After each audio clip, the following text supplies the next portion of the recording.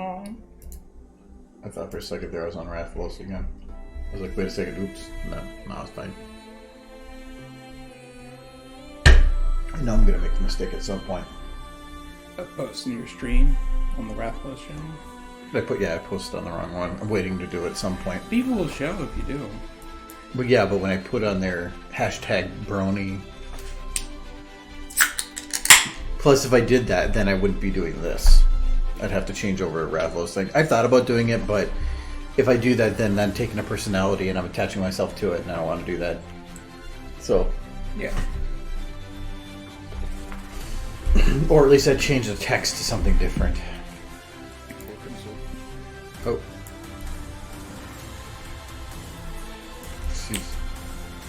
She's sneak.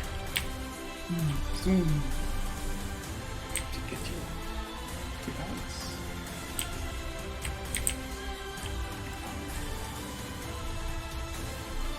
No, so squished.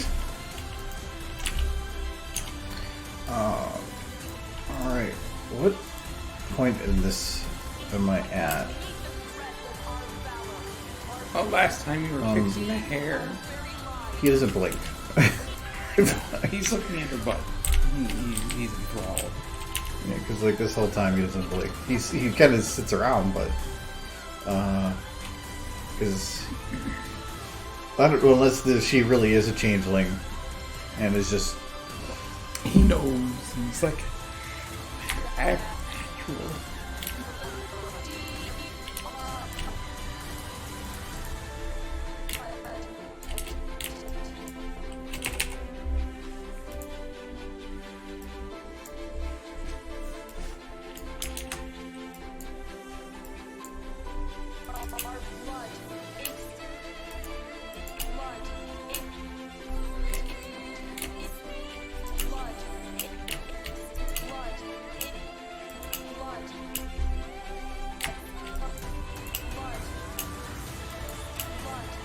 Have you given any animations to Luna?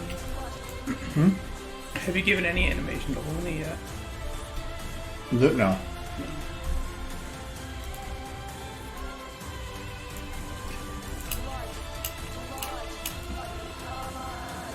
Too much down. Yeah, his eyes almost look alien. It's kind of weird when he blinks. Well, it's because all the other ponies, the females, the eyes close way better. A lot of these, they work more like a shutter or something. Yeah, it looks like a mouth closing more than an eye and coming down.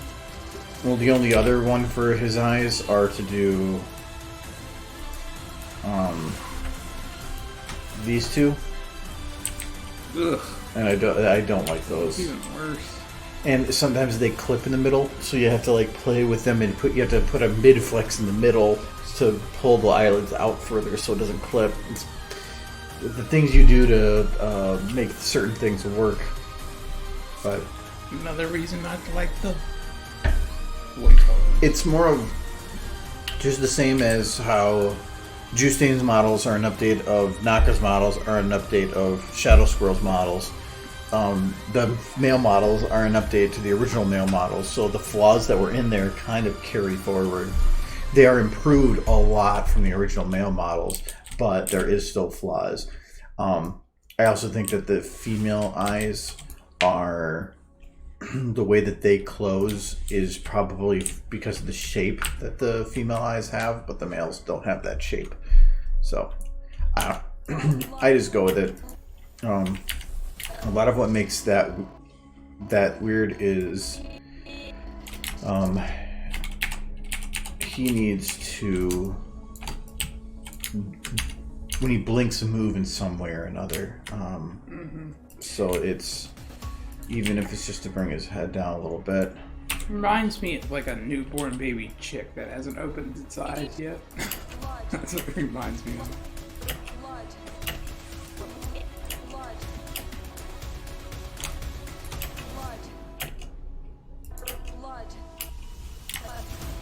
Okay. Is this enough time?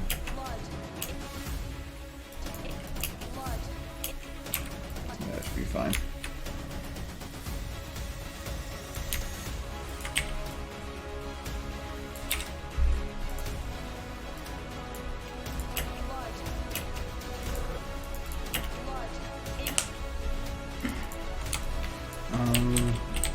So I'm also going to do his mouth a little bit here too.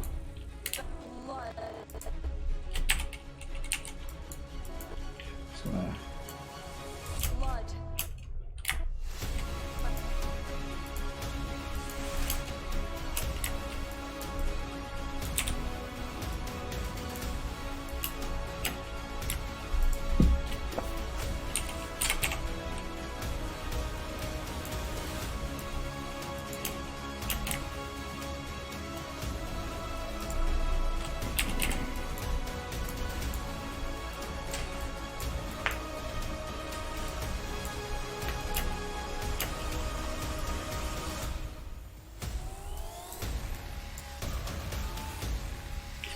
Male models do not like pucker.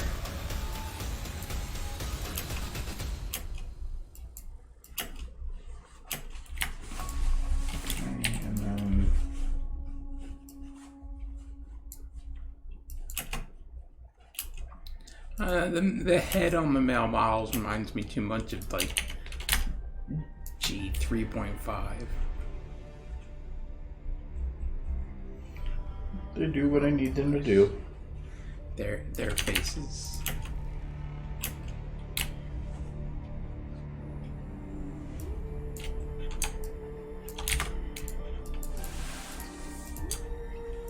My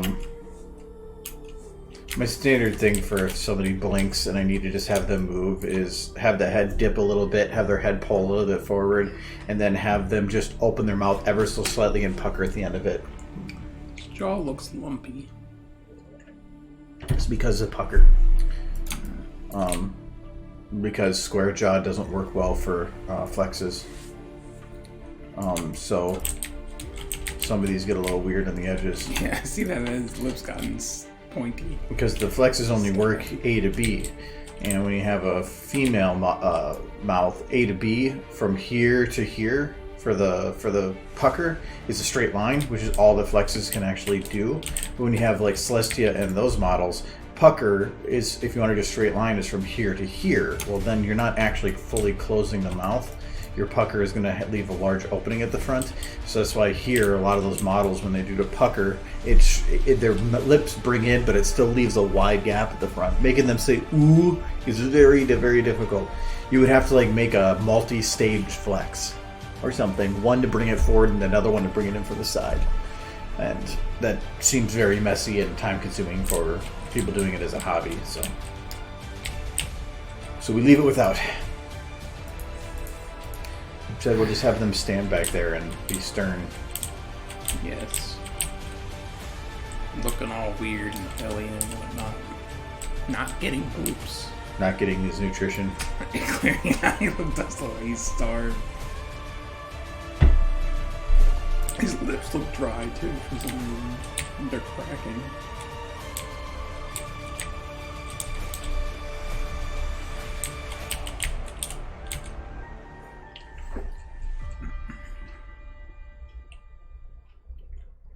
They're gonna assassinate. I mean, look at him. It's no wonder that all the ponies in Equestria are only into females. This is the one thing I brought up with camera cutting. Like, if you cut the camera like here, you can have a nice shot. But if you cut it at the neck, oh, it just looks like a floating head. It looks like it should be bobbing back so and like forth. you would never have a camera shot like this because it's awkward. But that's why you cut it here, or if you're doing a close up, you can do it like that. Princesses are all neck. All mech? Yes. They are. Lots of neck. They are cybernetic. Luna's going to be an annoying one for this. Be nice to her. She's cute. Definitely the cuter of the two.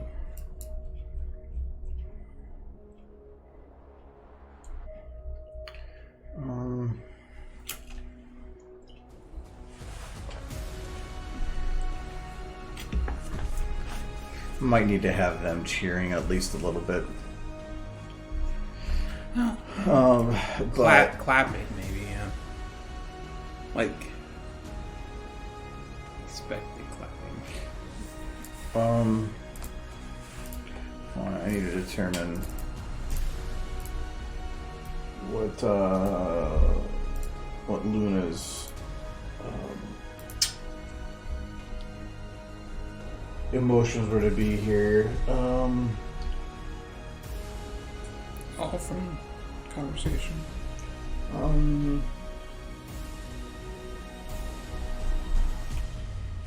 So she needs to be determined through most of it, and I think that's kind of what's going for. I think determined would have a little bit more pucker, maybe.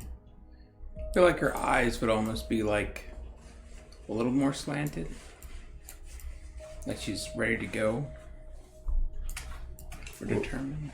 Well, not that would be like if you're thinking of it from an extreme, but it would, I guess it's not determined. It's accepting of the message and from a position of authority. So it'd be more like a relaxed stern,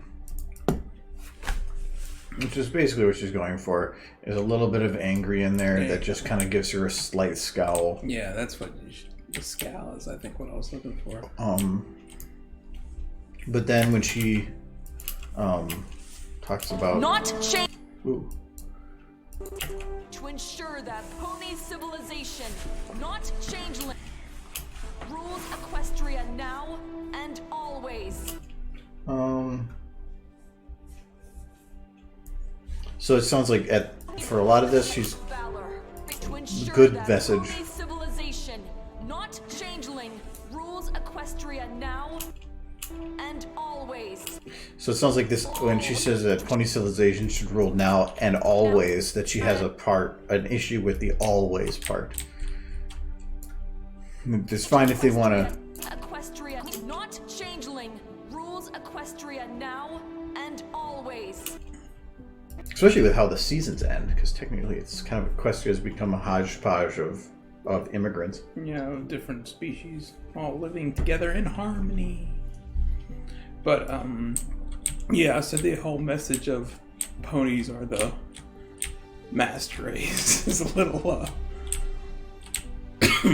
bit hard. Always. I mean, in the early seasons, there was kind of in that sense. Like, yeah, all the species live separately from one another, and then the one zebra came into town, and the entire town shut down as a result. It's like, wow, these ponies are racist. First, what I probably need to do is add just a idol to her, an idol, to give her that alive feel, and then I just have to move her between a couple of different positions to make it like she's looking around. She'll look her forward for the most part, but she can't just be a statue. Indeed, with our very Thinking 3 seconds is going to be needed for a good idol. Because it's breathing in and breathing out, which, how long would that take? Probably, to me, 3 seconds is just nice to work with because I have a nice, it's break right here. I think it's for divisibility, but I think it's 36. And then I think, does that have a midpoint from there? Yes, it does. Does it have a midpoint from there? It does. How many different midpoints do I have? Oh, that is the last one. Okay. Having it divisible in half multiple times is nice. So it's 3 seconds enough. to ensure that pony lives, to ensure that pony civilization. Should I think it might need to be 4. Lives. Celestia is pretty much what happens if the older generations just never die. Just maintain all those biases for 1,000 years. Equestria is ran by boomers. Like, super boomers. Super boomers? They're 1,000 years old. They're super boomers. Sounds like a disease. Could you imagine if somebody was still alive from 1,000 years ago? They would be the most intolerant assholes on the planet. Not really. It depends. Think me from me from Doctor Who. Oh yeah. Where the human, if somebody was allowed for eternal life, their brain probably wouldn't be able to handle holding on to the information from that far back. Yeah. So the most things they would remember are the most recent. So therefore, they wouldn't have those tolerances from that long ago. They would probably be only from whatever their brain can handle, probably like 70 to 90 years ago. Too bad it's not shorter. Maybe some people could actually change. If their brain could handle more than that, I would think then that they would be left with all actions taking longer and longer and longer because you have so much information for your brain to try to process. I can't remember what I like happened a week ago. So. Well, your brain over time tries to shortcut and make things faster, and you do get faster at certain tasks, but in the place of other tasks taking longer. Your brain becomes efficient for what your life is full of. I think people are more likely to forget what they had for like dinner last week than to forget their own biases over a period of even 100 years. Those are two completely different things. Oh, I'm just talking about like what the one is a something that you do continuously over and over and over again on a very short-term basis. The other one is a mentality that you hold on to. Those are two different things. Yeah. You can't weigh them the same. Yeah, I don't think people's mentalities change easily, though. They do change, just not easily. And the older you get, it seems to be less likely. I think my mother's changed over the last 10 years, slowly. My dad, no.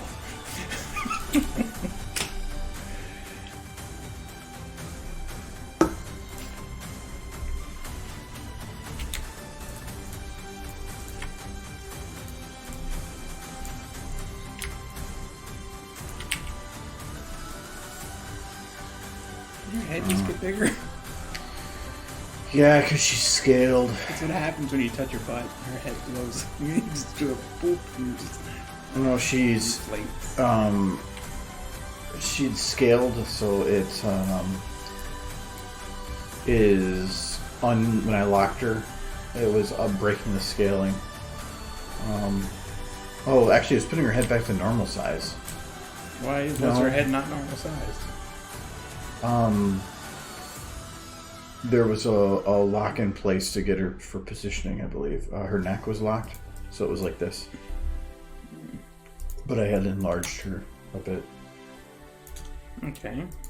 And the longer you spend looking at something that's changed, the more it becomes the norm.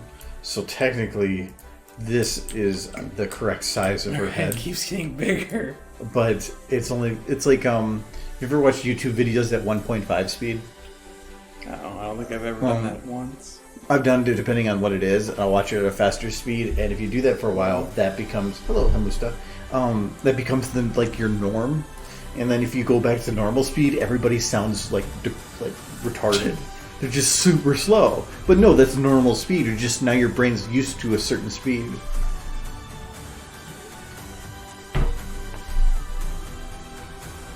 I used to do that when I was doing, I had to watch training when I was working in medical, and the FDA website has all these videos on ISO standards and FDA 802, all the different policies and standards, and I was required to go, by work, to go and watch all these videos over time, and all it was like a general or some kind of government person sitting in front of a camera talking with what they thought was emotion.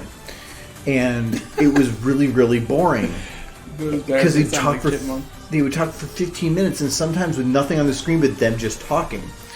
And but they had the option to speed up the video, and there some of them were talking slow enough that I would just speed it up. And then I got so freaking bored watching it that I started just jumping the speeds around. So after watching it on fast, you go back to slow, and it was like, today we're going to talk about medicine.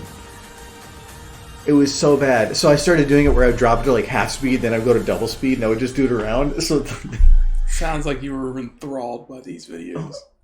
There was hours upon hours upon hours of these videos, and I had to watch them all.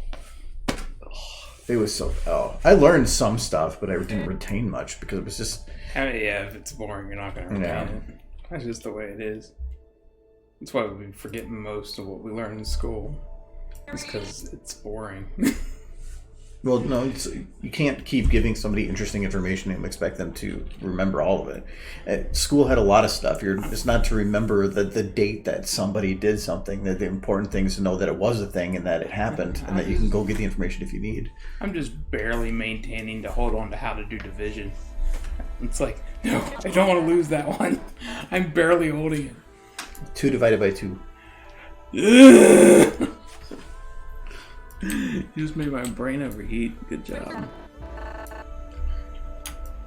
So I was going to do a full body thing, but I think because you can only see her front, I'm just gonna do the breathing as her front half. You know the best way to do division? Ask Google. Be like, hey Google, what's 2 divided by 2? And it'll say, you don't know the answer to that. You know what? Even complex problems, I will try to do it in my head and get an answer and then look up what it is. I'll try to do it on paper. Like if it's super complex, there's no way I'm gonna just do it in my head. I'll try to do it on paper first, though.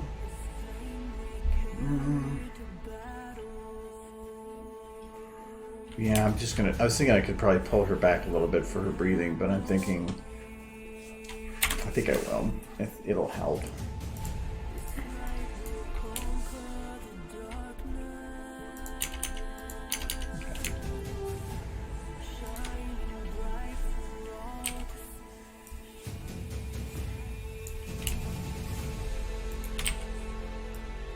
Basic math and knowing how to read is about all you really need. That and whatever you do for a living. It's neat, but if you want somebody to become a scientist, I'm pretty sure that just providing them the basics to live and breathe are not going to entice them to do something. I mean, you provide those, and then they focus on whatever they want to do with a living. So those and whatever you want to do for a living. I've utilized since college. I've utilized calculus, trigonometry. I've utilized all that stuff. Maybe not often, maybe not in my day-to-day life, but it's stuff that this society is built on and relies on. Every once in a while I need stuff like that, but I end up like reteaching it to myself before I actually start doing it. It's all that math is our society survives and on it almost exclusively, so not teaching it seems like taking something that our society is built on and then ignoring it. I'm not saying you shouldn't teach it, it's just the stuff, yes. There's just the things you have to retain afterwards. You should definitely teach it, if for no other reason than when you do need it, you can re-teach yourself it fairly easily, or at least recall it with a little bit of help.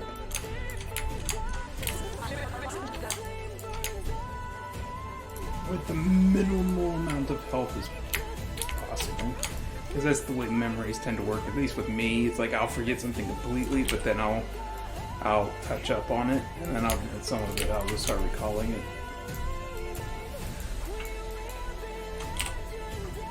Like I aced physics in college, but if you ask me to do a physics question right in the here and now, there's no way.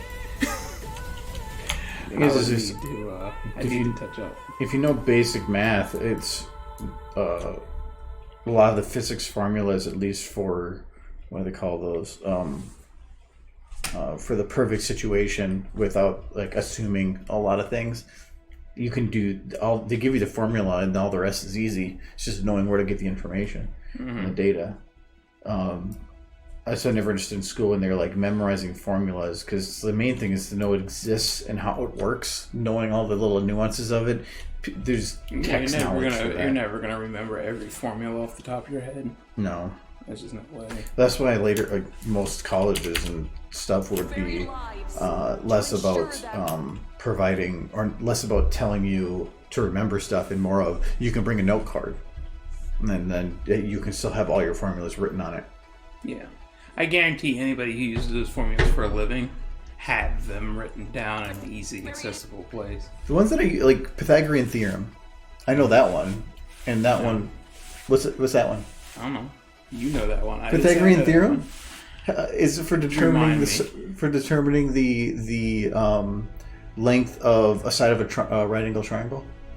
Yeah. Nope.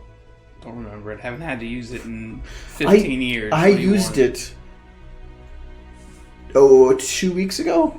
Okay. For determining where to put for those, because they couldn't the sensors for VR can't be more than 16 feet 4 inches. Well, I can't hold up a thing that long, so I measured how long that way and how long this way, and then I used Pythagorean theorem to figure out the distance between. So they're 16 feet. I don't know if I needed it, I'm sure I could look it up and figure it out from there. It's a squared plus b squared is c squared. Oh, awesome. You didn't. I forgot. What do you want? What's the quadratic formula? I don't know. X equals opposite b plus or minus the square root of b squared minus 4ac all over 2a. I use applied physics on a daily basis in my job. And you don't start fires? I mean, I didn't say that. I've blown up some stuff. What's the 5th planet in the solar system? Saturn. No, wait. Wait. It's Jupiter. Jupiter. You know, leave me alone. Stupider. I've been drinking. Me too. No. Uranus. There was a video of SciShow I was watching a couple weeks ago where they were talking about Uranus. In the whole video, somebody in the comments said, "How did you keep a straight face that whole time?" Because the whole time they're talking about holes on Uranus and stuff. And it was pretty good. But no, I like space stuff, so I'm gonna remember that stuff. But yeah, remembering the planets though, that's pretty great school. Like my favorite planet, Pluto. It's a matter of opinion. no, it was removed from being a planet for good reason. Yeah, but I learned in elementary school that it was a planet, so blame my schooling. Yeah, but there was also other things that were taught in school when you were younger that probably aren't true now. There's a lot of things I was taught in school that I realized, like, down the road that were just garbage. Like, a lot of, especially, like, history. American history that you learn early on is very biased towards America. Well, you could say that about any country. Oh, yeah. But that's why it's kind of interesting. They're not going to talk shit about their own country in a public school. That's why it's kind of interesting as an adult to, like, hear perspectives about America from other countries. Like, as far as their history is concerned in relation to the United States. Japan's not a fan. I'll tell you that. As far as history is concerned. I'm reading a book about written by Neil deGrasse Tyson regarding science in the military and the mix, and it was really interesting. The first chapter kept bringing up my company, specifically the company I work for, but they were talking about astrology and the Nazis, and they were saying that they had a love-hate relationship where astrologists would be saying everything's going great, and so then like the Nazis would like say like astrology's great, everybody should do it, and then some of them would start seeing something bad was going to happen, and so some others would too, and then the Nazis would just ban it outright. And so when they were getting the message they wanted, they promoted it, and as soon as they didn't hear the message, they arrested and threw them in concentration camps. Wow. Except for months before the end of the war, Hitler and one of his top executives went to an astrologist because they were like grasping at straws. Yeah. And they got a message that everything was going to go downhill, but it was going to work out in the end. And a lot of it actually kind of came true, except for the part where they lost. Where it didn't work out. At least not for Hitler. But yeah, it's been an interesting book so far. So I think...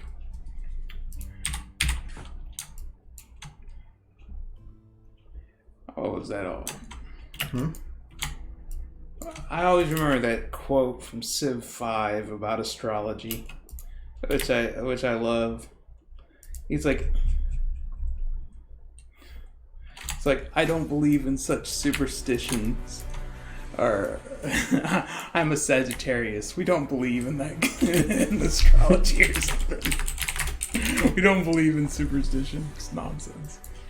The whole book covered astrology in a neat way about all through history, how astrology was viewed. And what I thought was funny was when they're like planning everything based on the position of the moons and the position of the planets and all this stuff, and then they're like, and then Pluto was discovered, and then everybody had to adjust their models to work with the new planet. I'm like, but wouldn't have it affected your models prior to its discovery?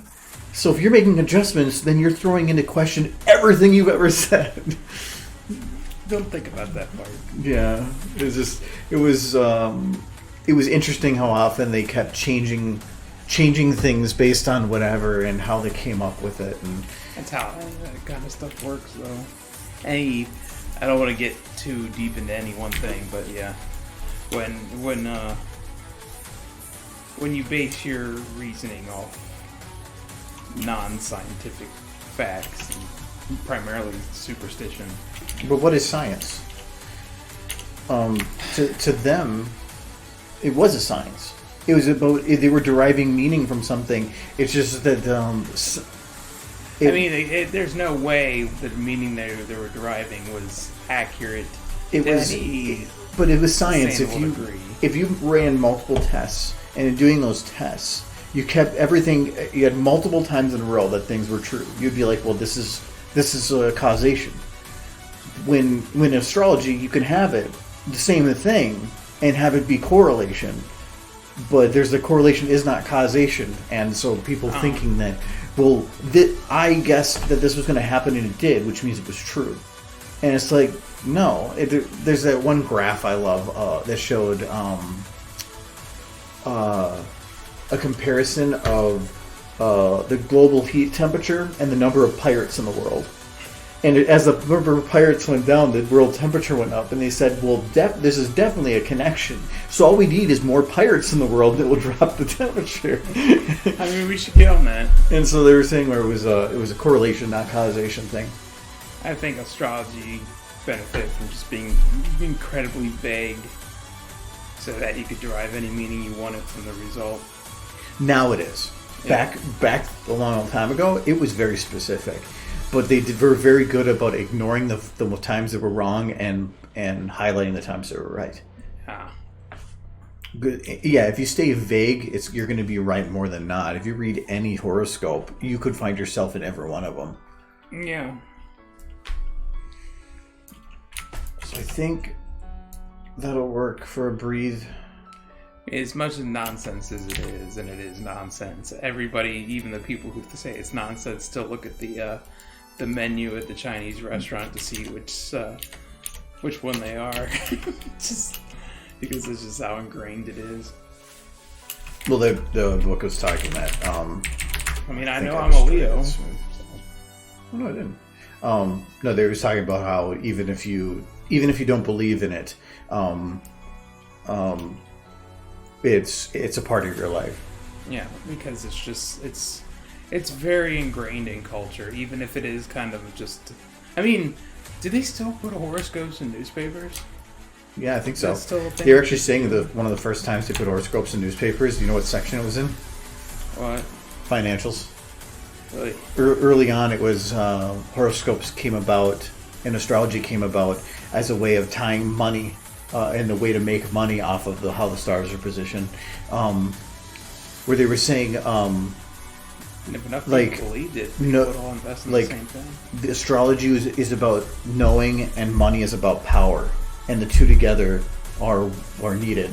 And so it's just this weird thing where they were in, I think it was like the earlier 19th century, where they were just very big on playing the stock market based on the stars positioning, and that they would have professional industries of astrologists that would help determine where you should buy and sell depending on your horoscope. Can you imagine if enough people believed it and they were following the same astrologist telling them where to buy and sell? everybody would be buying into the same stocks, and it would be a self-fulfilling prophecy. That's why it worked. Yeah. It's because if you say that this is something bad is going to happen at this time and everybody's going to sell off, well, then when it gets there, people are like, well, I'm afraid something bad's going to happen, so I'm going to sell off. Well, then it causes everybody to sell off, and it's self-fulfilled. It's self-fulfilling. Yeah, so but then that just helps it promote it. So these astrologists had power in the market. They were talking that sometimes they would have, based on the moon's position, so you had new moon and full moon, that on some markets at the extreme you could see a change of 10% average up and down based on the moon cycles because of astrology. In the United States at one point it was at 7% up and down following the moon cycle, which is nuts. That is nuts. I wonder how much of that astrology ended up being self-fulfilling just in general. Like if somebody said, this is going to happen, and enough people believed it was going to happen, that in some sense they didn't make sure it happened. Or like this, if we don't, like, if the star said if we don't kill this person by this date, then the volcano is going to erupt. So what do? You kill the person, the volcano doesn't erupt, and you've proof. Well, remember Columbus? They mentioned that one too. Yeah. Where they had knowledge of astronomy and they knew that an eclipse was coming up soon. The moon's eclipse, and so he had told the indigenous people that if they didn't supply extra provisions to help them out, that he was going to have his gods take away the moon or something, to take away the moon to show his anger. And so it happened, like the eclipse happened because they knew it was going to happen. Yeah. And then they gave everything, and he stayed in his hut or away and didn't talk to anybody until just before it went away. And he says that he prayed for their forgiveness, and they said that the offering was accepted and that it would go away, and it did. So he's just the same thing. With knowledge, but they were at risk of having people die from starvation and all that. Yes, but can you imagine how many people? I mean, the people giving up the supplies probably gave up more than they could afford to because they were terrified. That was why they wouldn't do it. But it's the same thing of fulfilling your own prophecies. I want to know where these begin and end so I can copy paste to correct if I need.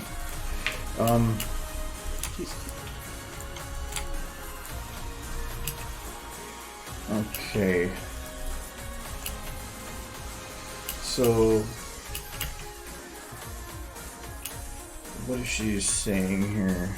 We must meet the threat with our valor, our blood, indeed with our very lives. And always. I might need to move Luna here. Actually, I think I'm just... You want to move her closer to the camera so her face is in full shot? Or? No, I would actually have to move her backwards. But I think... Because right now, that's a weird cut. And actually, I probably have to play with the lighting. She's too bright. She shouldn't be included in the spotlight. I'm gonna have to play with this a little bit. You're gonna have her standing in front of the others behind her, though, right? She does feel like she should be more important. Oh no, she's supposed to be standing up front, but I gotta find a balance.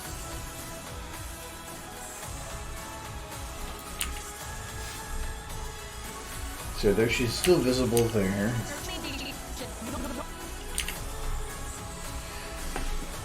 I feel like because to keep her in camera, I'm gonna have to do like this. I feel like what I'm gonna have to do is when the camera swaps, I'm gonna have to take her model and move it. So now I have to figure out if I do that, is it going to look like she shifted?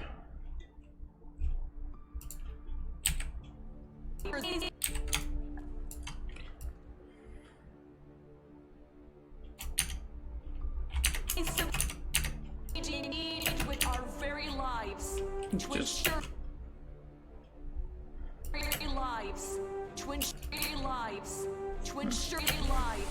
I'm gonna get another drink. You want another one? I'm good. this actually a transition? Oh, it's just kind of doing steps weirdly. Oh, it's probably because the physical position changes and then the zoom up changes, so they're just doing it in different timing. I don't think it actually looks weird. Even though she moves.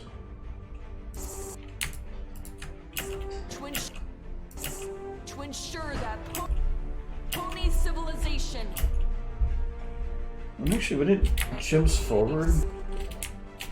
To ensure ponies.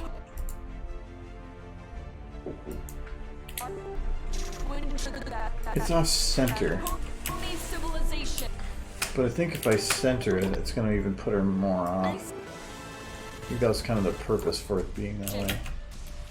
Because, well, kind of.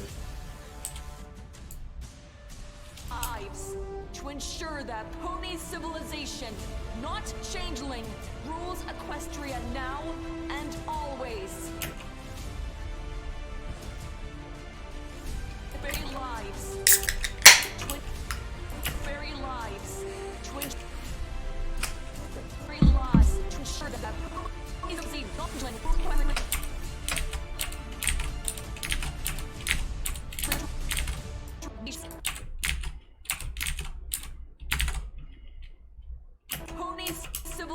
Is it not straight? It does look crooked. But I mean, the whole stage is kind of... The stage is awkward. crooked. The stage is crooked a little bit, yes, but that's not... The camera's not connected to it, and that's not connected to it. That's rotation. There you go. Okay. Threat with our valor. Now I need to make sure that in doing that I'm not breaking something else. Okay. I don't know why it was twisted a little bit. This is just doing a small hit. So now it's the rates. Now it's perfect. Well, not quite perfect. It's a little bit off still, but that's only by pixels compared to others. So that is fine. For this zoom, does it change the aperture? It does.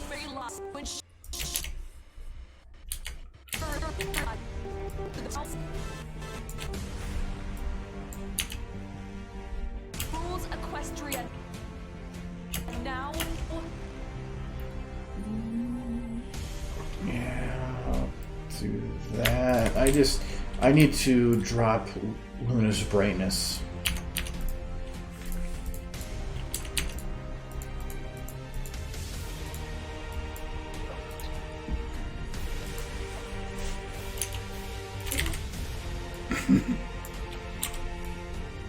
Funny angle. Funny angle. That's all. Got the moves. I have to make sure. So if I zoom this in, I need to make sure that when she steps back, that it's not going to kill the brightness on her. Actually, I think it should be stayed the same, really. Aren't you already having trouble with lighting in this shot? Just the number of lights you could use? Remember what? The number of lights you were able to use. Yeah, that was in this one. Not this one. The issue wasn't with that, it's that anybody that's on the podium should be having all the light focused on them. Anybody behind it can have some light, but they shouldn't have all that much. Especially with Luna, a lot of the problem right now is her eyes are just like glowy, and that is because no matter what I do, the lights are going to hit her eyes. Unless I turn on shadows. Is there any of these that are lighting her eyes more than the others? Right there. It's lighting both of their eyes quite a bit. So what is causing that? Or what is it for? Ah, that one. How many shadows do I have?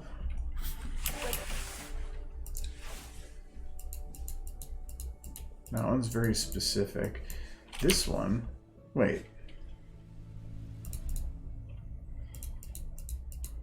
All I'm lighting is this.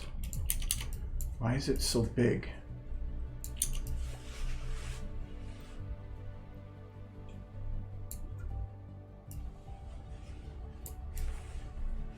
Yeah, there we go. Our valor. I don't mind using Changeling. Rules a equestrian. special light just to light her eyes if I want. I don't want to have, but I want to have control. I don't want to have some random part of the map lighting it. So that's lighting her eyes, and that is too. So those two are the main ones right now. Oh, that one too. So now there's too many. So, but I think that helped. So much light. Too much lights. Turn them all off. And I actually will want her eyes, Celestia's eyes, to be a little bit more glowy here than the other shots. Like, kind of like it was. Oh, wow. He's really lit up now. And when you make it, it just defaults to the camera's position. She's ascending.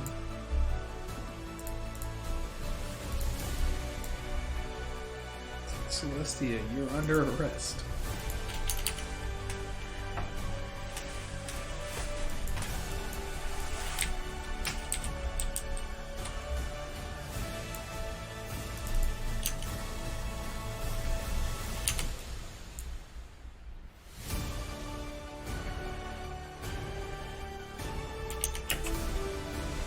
Her Highness Princess Celestia announces plan. Meet the threat with Okay. our valor. Should work.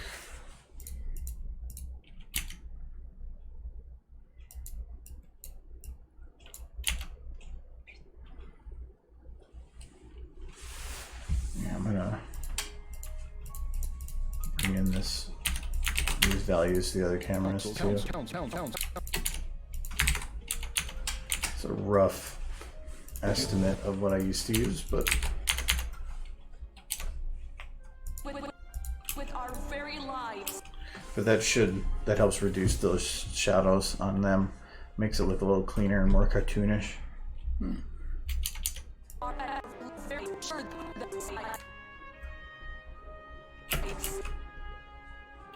to ensure that only civilization. I just have to make sure this goes a few passes through. If I can probably gray that out a little bit too.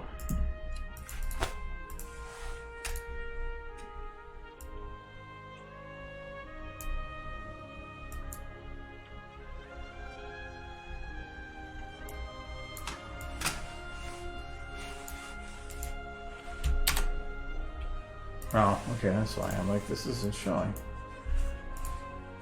Okay, there we go. If I go to white, it all goes away. So I'm just going to turn up just a teeny bit.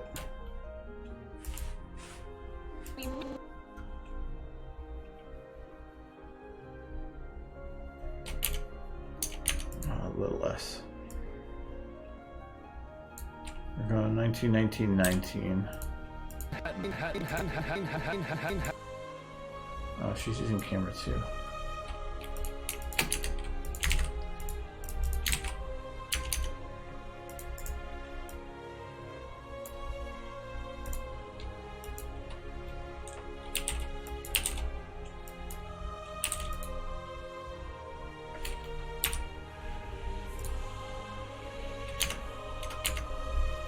I grabbed the wrong camera again.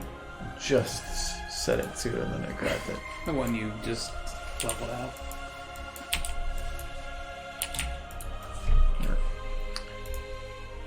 And then this one. So this will just bring the harshness of some of those shadows down a bit. So all these shadows here are now slight, very dark gray instead of black. What'd you do? You turn the lights to a different color, or like you made them gray? It just changed the way that because all the shit, like when she raises her hoof here, that shadow that's popping up against her, that's not a shadow. That's nothing has to do with light. That's called SSAO. So that's this thing. If I turn off the ambient occlusion, it just goes away completely. But then they look kind of plain. As ambient occlusion is a way to create volumetric feel and shading without actual shadows. It's a game version of shadowing that's just efficient, super efficient. But I can change the color that shadow it creates is. So if I want to, I can go here and be like a red. Oh. I see some artistic use for that. Well, then one of the main uses is if I go to outline. So now the outline is what's using that. So I can do red or black or. Given that pony is the hard outline is interesting. Very Borderlands-esque. There's one big problem with it. The further you get away, the thicker the line stays the same thickness. Yeah. So now they're just a big old blotch. But yeah, that's essentially what Borderlands does. But they have a more intuitive system that is.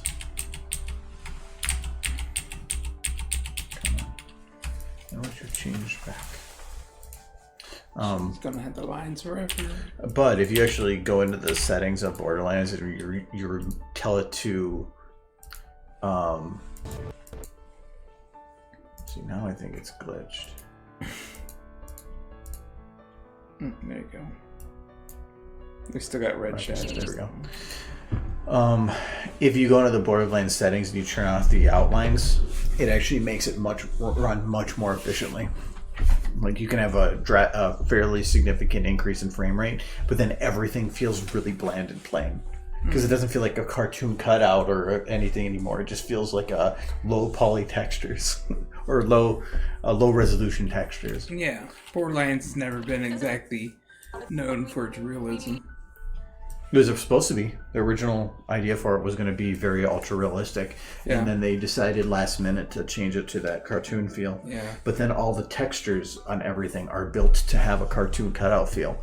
So it just, when you take away the outlines, you're having a weird mix of cartoon and 3D, where the outlines make everything feel more 2D.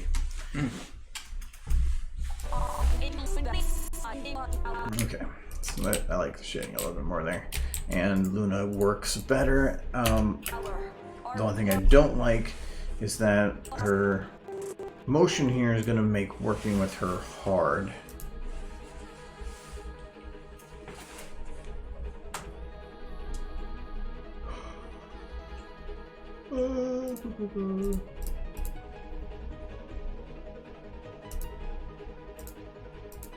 Okay, good. But it's done with the root, so it's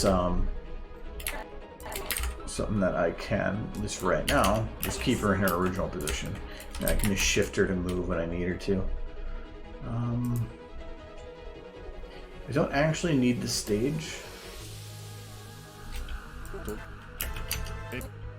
We must meet the threat with our yeah, but I need to keep some of it because I think I'm gonna still need to do a lot of work on here for getting them to move and all that. For Luna, we'll have her. our valor, our blood, indeed with our valor. I'll have her look around a little bit. Very subtle though.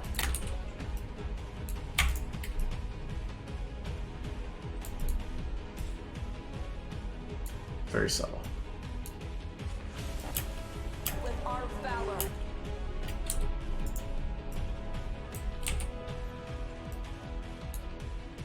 Threat with our valor.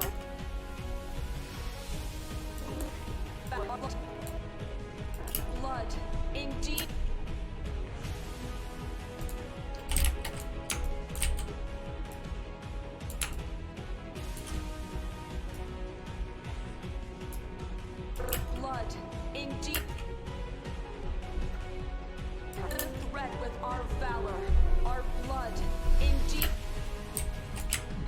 hair control yet? I do. Pretty good. I'm gonna have the hair stay kind of behind.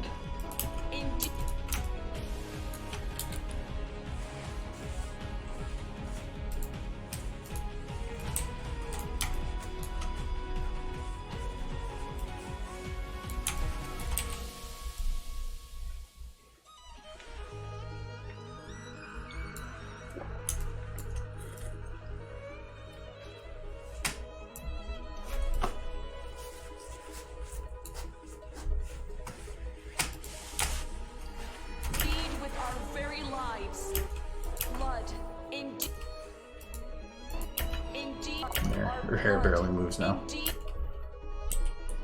Luna's hair? Hmm? Luna's hair? Yeah. Don't want it to move? You just weren't paying attention. I was looking at ponies. These had derpy in them. Oh. No, I didn't. If she's turning her head, I don't want her. Oh. Her hair's trying to escape. I don't want her hair following like it's attached fully. So I want to counter the movement a little bit. So it's mainly her head moving, but I needed to have movement slightly. So I just went and locked it so that I could see where it matched up with its original position, and then try to adjust its positioning to match. I don't have to be exact, but being close. I will say though, you ever work on a video with Derpy? That would be a magical day.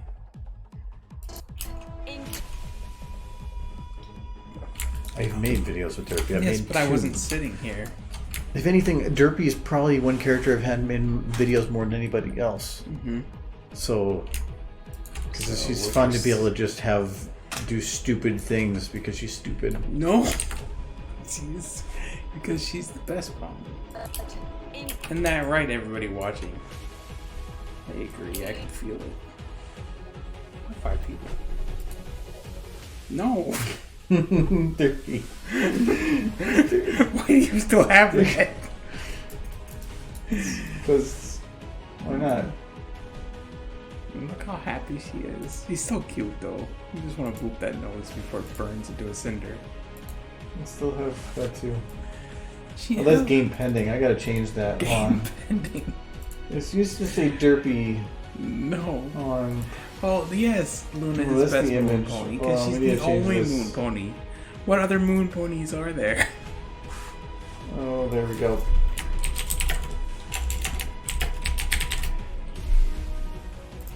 Okay. This is how he tortures me. This is abuse, is what it is. Look how cute she is. It's so cute. Don't burn dirt, no. We made this a while ago because Michael likes Derpy enough that I needed to make her burn. Indeed, with our very Hurts me lives inside. to ensure that pony civilization, not She's your favorite pony too, right? Not just favorite background.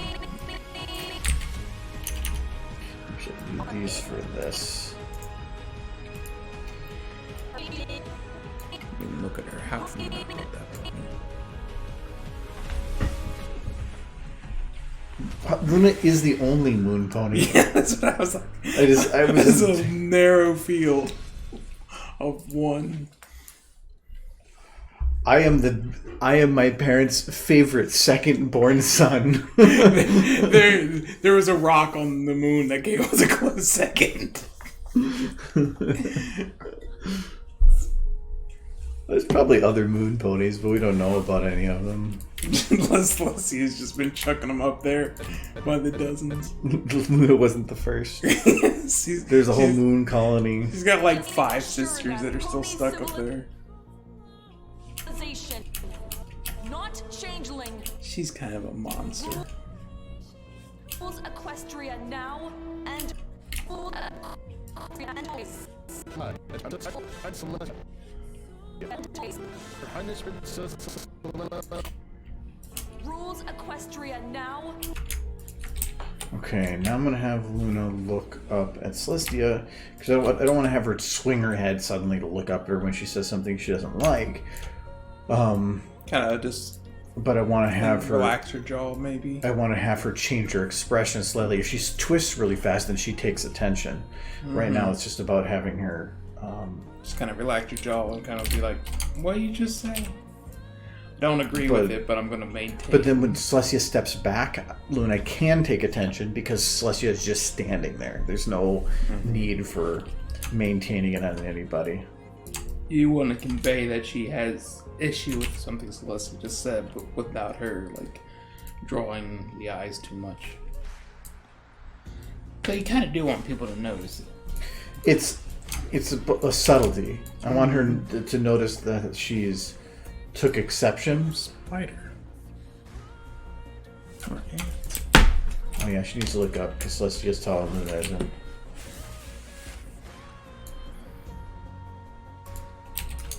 Luna's like, Celestia, what are you doing? It's spring. Before I forget, you might want to consider getting this place sprayed or something. Might want to consider getting this place sprayed. For bugs? Why? Because I just killed an ant. Because what? There was an ant running across your table. Oh, there was? Yes. Ah, okay. I was like, normally just bring it up out of nowhere. Minnesota doesn't have as bad of bugs because they all die for the most part. Yeah, ants are survivors. It wasn't like Texas. There were cockroaches everywhere. That wasn't an issue we really had in Kentucky either. A little bit, but we didn't see them that often. Cockroaches, I guess, are more of a southern state issue. Problem right now is it's still there's lots of stuff I'd like to get done, but I can't because it's not essential. Well, I can get some spray. I used to spray my own place all the time. I don't know if they do it here too, though. I had to check. Yeah, worth checking. Need your eyes. Because it's like $20 for enough spray to last you for years. Where if you call a Terminex guy, it's like $100 a visit. It's just not worth it, and it's really easy to do. It takes like 30 minutes twice a year, 2 or 3 times a year. But again, if they already do it. Yeah, if they already do it, that's a whole other thing.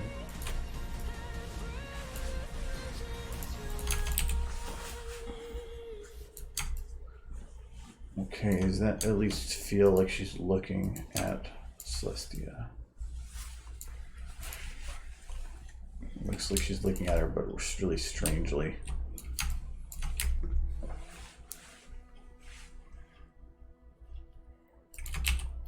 Look at that cute face.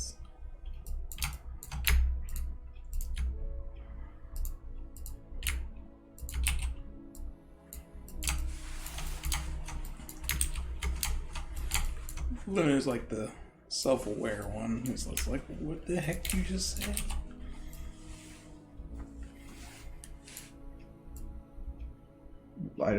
I'm just going with what I'm told. I'm not going to dig into what your purposes of all this stuff is. Mm-hmm. Now and always. Now and always. Rules now and always.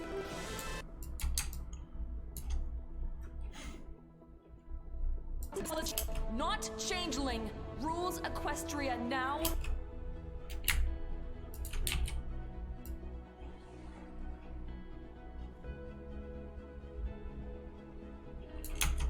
And all. Equestria now and always.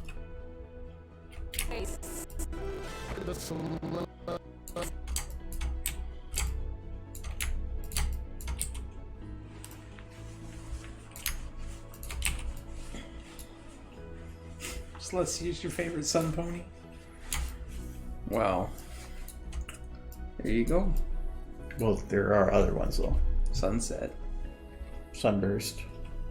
Yeah, well, what do you got against sunset and sunburst, man? A woman. A person.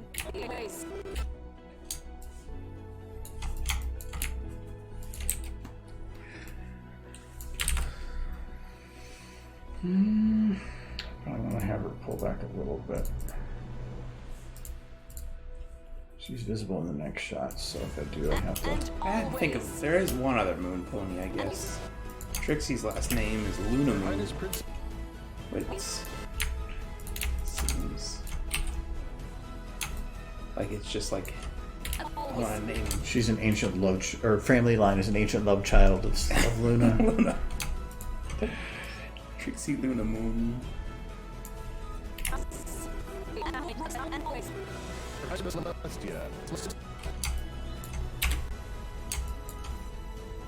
Oh, a moon dancer. There's another moon pony.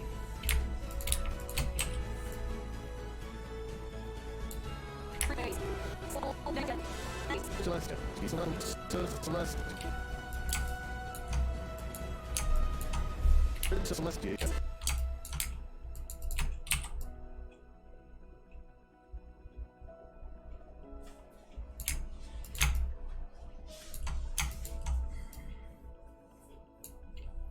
Always. And always. Always. Always. We need to have it brought back a bit more. Always. I have a confession to make. I don't really like Celestia that much. Always. Riling up the chat. But it's true. Don't even think she ranks in the top 5 or 10. Oh, that's a ton out there. The fact that you have a numerical ranking of them at all is kind of strange. Please. That, to me, everybody has a favorite pony. But numerically ranking it means to me that you have too much time and you love to start arguments. I mean, yeah. Because when somebody goes, well, she's number 3 for me, and then somebody's like, well, she's not number 2? It's like, well, why the hell do you have numbers? You can say, I like that one or I don't. Put checkboxes. I like them all. And that being the case, you have to rank them from most liked to least liked. But you can't hate any of them. Always. Except for maybe that one pony, and we all know that one. Derpy. One sucks. No. No. I can't even remember her name. It's that pony that makes Birdie cry. Now and always.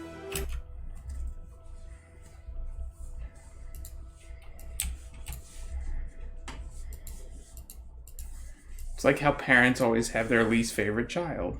Of course they love them all. But you know there's a least favorite one. It scowls because it's you, isn't it? And always. I think I'm going to take eyes through here. We're going to just raise it a little bit. It's just a thing for the chat to remember. If you're not an only child, your parents do like one of you more than the others. Always. Pretty sure I'm my parents' favorite. Yeah. Her Highness Princess Celestia. I bet. Yep, the one that hasn't given them a grandchild. It's true. My brother Chris, he's the only one. He's the only one who's had a kid. The rest of us are losers.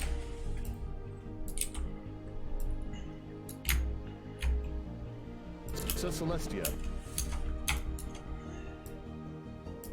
Celestia.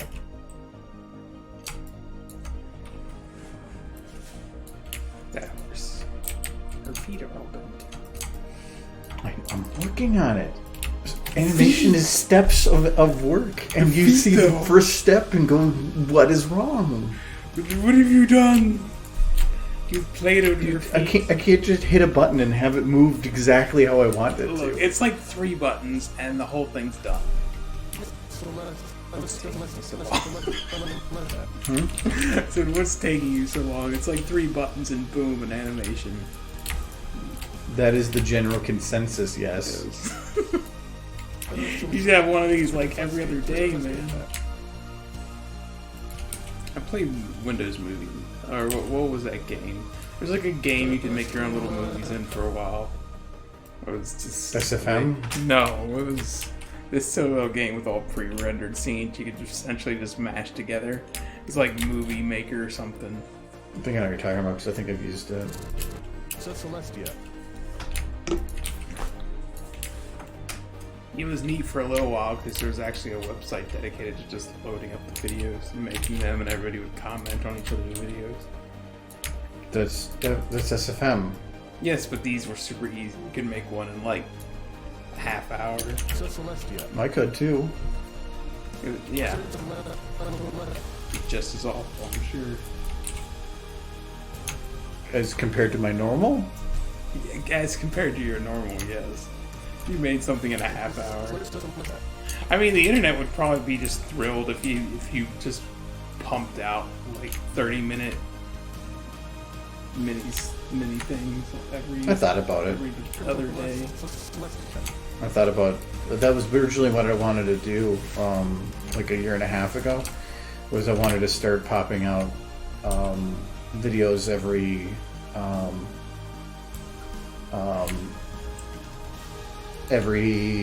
month. And actually Magic, I used to actually I did a thing for a while, 30-minute challenges. Thing is that the quality of them is usually very poor because you're not going to be able to do much in 30 minutes. It takes you just about that long to get everything in. So I had ones like that I think I did in 30 minutes. That was not one. This was one. That's great. That's amazing. It's amazing that took 30 minutes. I still love that one. It is a special one. But I did that in 30 minutes. This one I think I did in about 40. Yes, the splashy horse. And then gave it to Almost Jay. splash. That's why I did it. And I have a and I have a couple others similar to it. Like one of the ones I came up with, or that was given, was to try to do the sunshine dance in 30 minutes. And I was like, I'll give it a shot, but it's gonna look horrible. And it was rough. It was super rough. Wasn't the Twilight one you're currently working on supposed to be a really quick one? Quick-ish. It was only supposed to be like, it was probably supposed to be 30 to 50 seconds, so now it's twice that. But it wasn't supposed to be a 30-second one, or a 30-minute short. I see Technician Derpy, that's a good one. The Technical Derp. No. These. That was originally made because back when I was doing my original streaming, if the stream ever cut out, if it cuts out sending the video, it still keeps recording.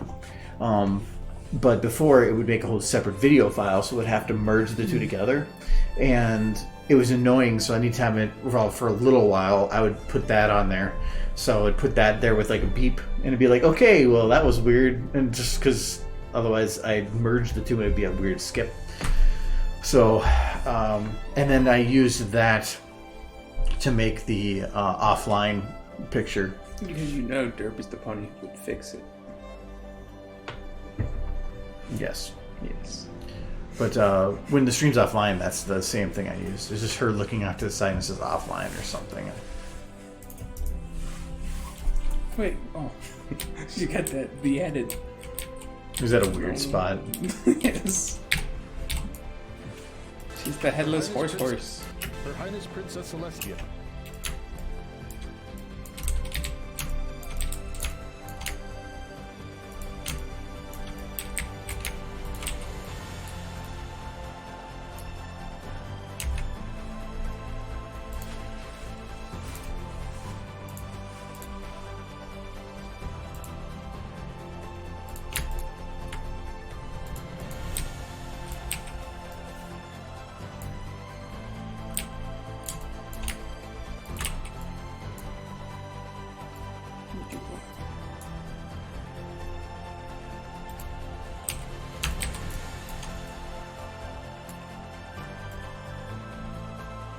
Is she looking away from Celestine? Contemplation.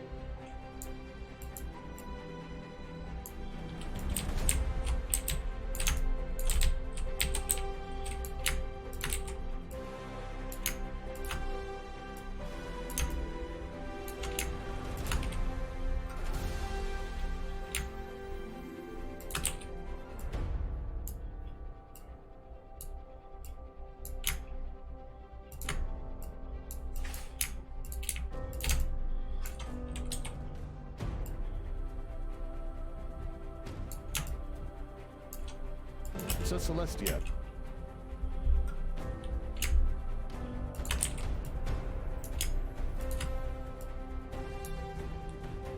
Princess Celestia announces plans for a counteroffensive. Princess Celestia. Okay, almost done. So, where's the cuts again? So there. There. And always.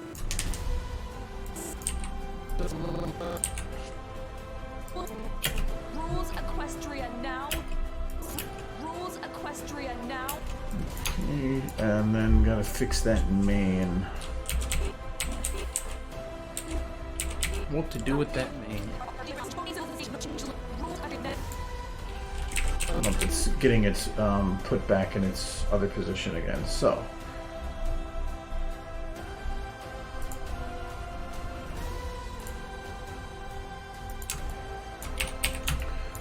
Okay, physical position first. Actually, I probably should do both these at once.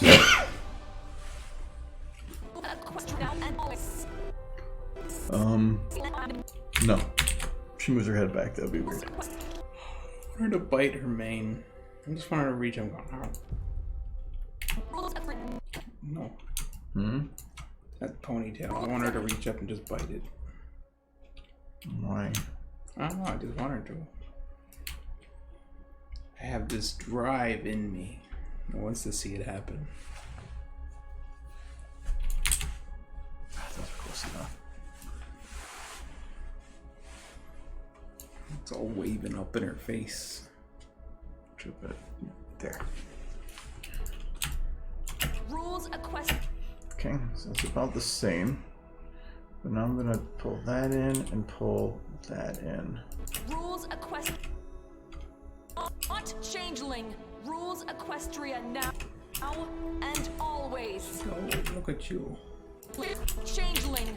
Rules Equestria. And I might try making that animate a little, but thing is you can make it flow, but the flow doesn't. It's also about like, how about the stars? Should the stars be moving too? I mean, the princess's hair is defies reality, yeah. and so it's hard to make anything stuck in reality do the same. So I mean, if their hair was 100% accurate in this shot, they would all be twinkling and flowing back and forth and all sorts of nonsense. Always. That would probably require a ridiculous amount of time and effort.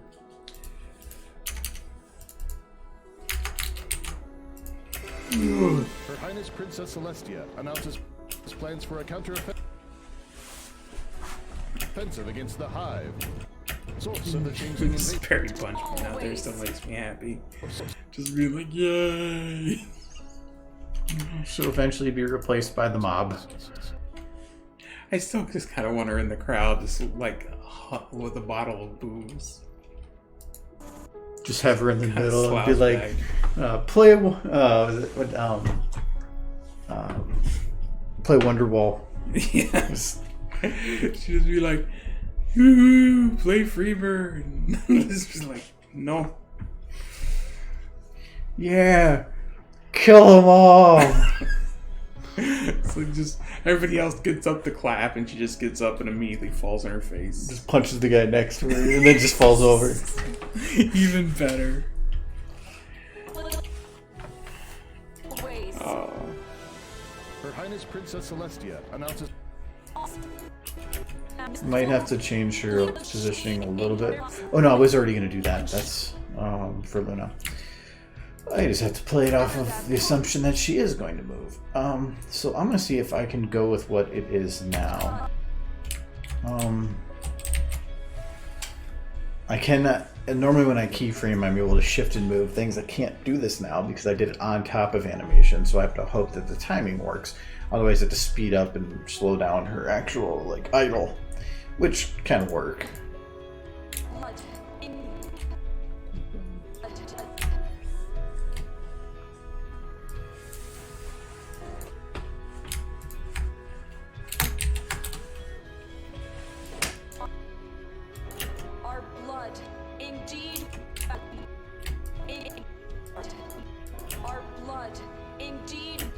our blood, indeed with blood, indeed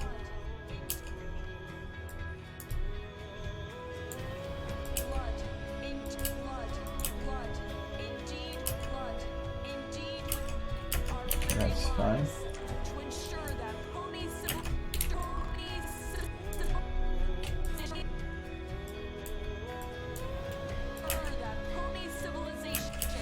not changeling, rules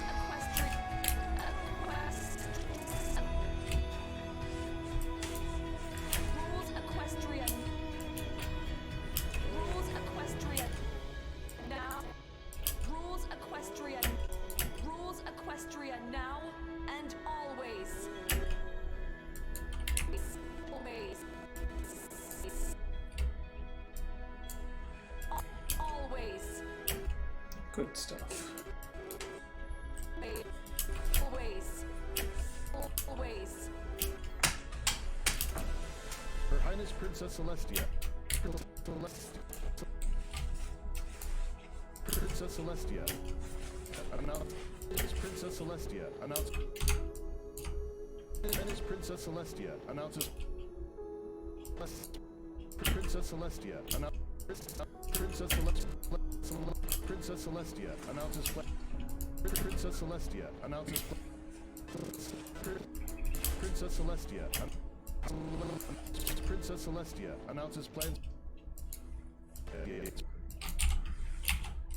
Princess Celestia announces. Princess Celestia announces. Might need to delay that a little bit, but I can do that. That's should be a bad one. Okay, some of the necessary things to be done during this. When she goes to turn her head here, blink.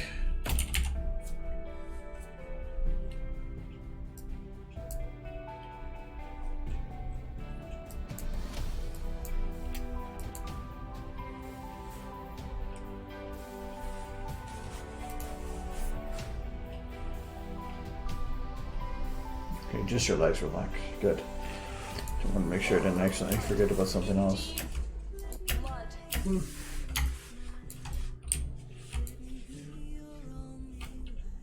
Eyes look weird closed. No, I like that actually. I was just thinking to myself how cute that looked. I'm not looking for cute.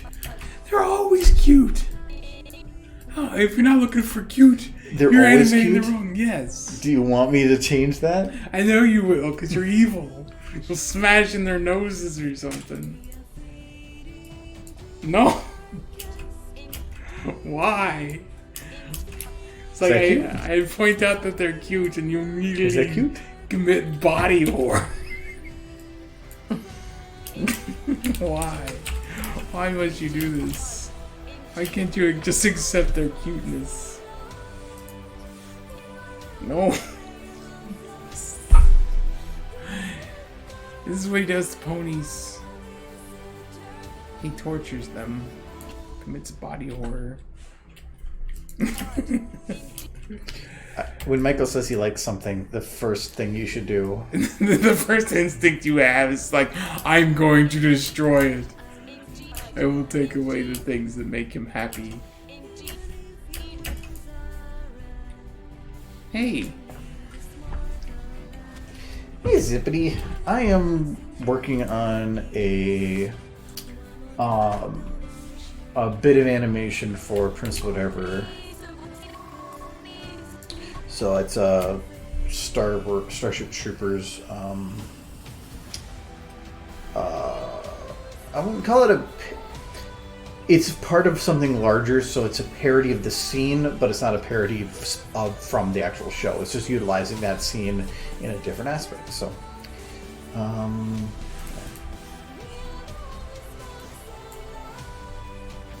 been working on this for too long, but it's just a lot of detail needed here and there.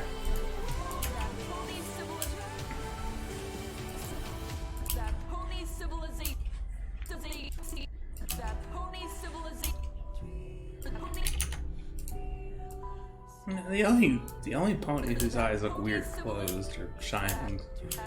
There's nothing you can do about it. The only thing I don't like about hers is that the textures on the face, like, you can see the lines because this is a pixel change.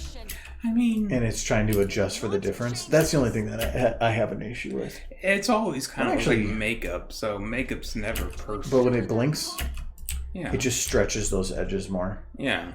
But I could probably check to see if there's a way to materials.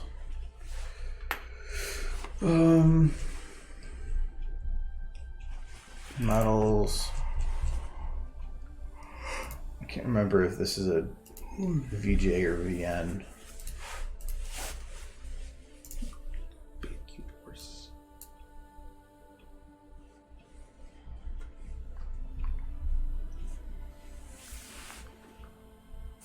It is VJ. Okay.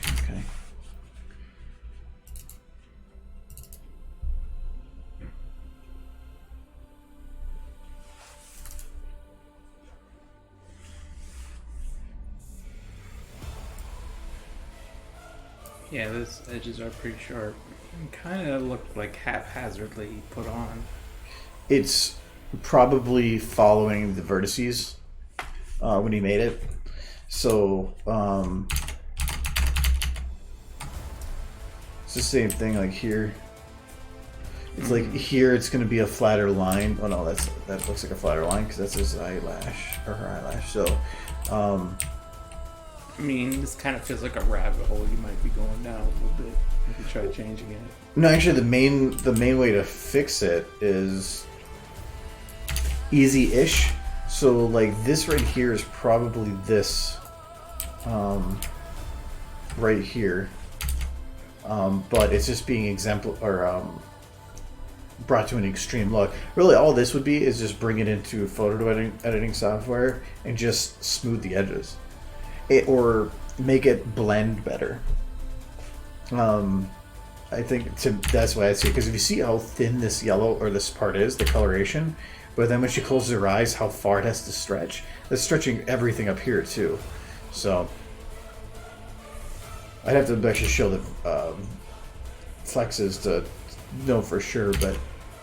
But I think that for this shot, it's not going to matter because it's already blurred. So I'm not going to bother right now. But for future stuff. But no, it's a scene from Starship Troopers. So I can't really put the lights on. This is what it's going to look like. But if I turn the lights on, there's just a lot going on with, like, I haven't done half this crowd, but they're all just kind of doing their own thing. And that's a lot of stuff, so it just has problems keeping up. But I like it when you work on the crowd. And I will be. I have to. 'Cause there's so many dude. I have to get to this half because this half is not. They're all like moving together. But my method for doing this was I have a separate one here with Berry Punch that has her looking so looking to her left or right, looking to her left, yawning, shaking her head, shaking her hoof, talking to her right, idle to her right, idle to her left, talking to her left, and then just the standard. You didn't take my suggestion of grooming. Oh no, I can. Like a cake. I can turn it on. I can turn the lights on and play it. I'll have to when rendering it. It's just that it's when doing it, I trying to preview it is only going to run at like 3 frames per second, which isn't that good. Rendering, it's just going to take a while, but it's fine. I have to fill all these seats, but I don't. One thing at a time anyway. I'll explain how I'm going to do that in a sec, but then I'm taking all those little sections of the same idle, and they're all 3-second segments, and I'm just copy pasting it randomly into different people on these shots. And then I'm going through and just shifting the timing for everybody just by a couple frames. So then it makes it look like they're just kind of doing random things, and like a audience would be. So if somebody's talking, that's why I have 2. So this person's listening, this person's talking, this person's looking over. So that was my easy way to fill the crowd. So it took a long time to set up, but otherwise the animation for it's been pretty easy. Hello, Jurassic. All of these ponies, because there would be no way to do it RAM wise, and if you look at how many ponies there are, my RAM is still sitting in the good, because they're watching this lift video. So the method to keep my RAM low was I loaded the first row of unique models, then took all of their textures.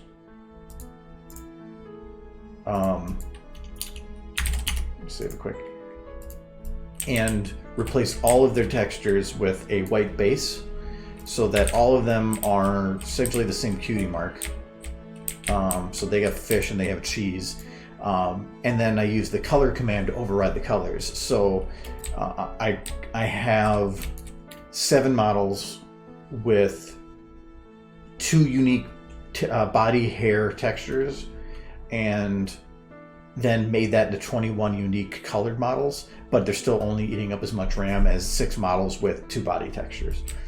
And I didn't just do overrides for the body textures. Those are actual, like, I modified the VMT to, so that's the way it loads in. And then I can copy paste them. I checked if I want to keep myself above like the 1.5 or something frame rate, to where the renders would still take a while, but it would be like not killing my system. I can load in about, I think it was like 5 of these groups, and right now this is 3 groups. So there's 2 of them here and then 1 right here. So I can load in probably 2 more.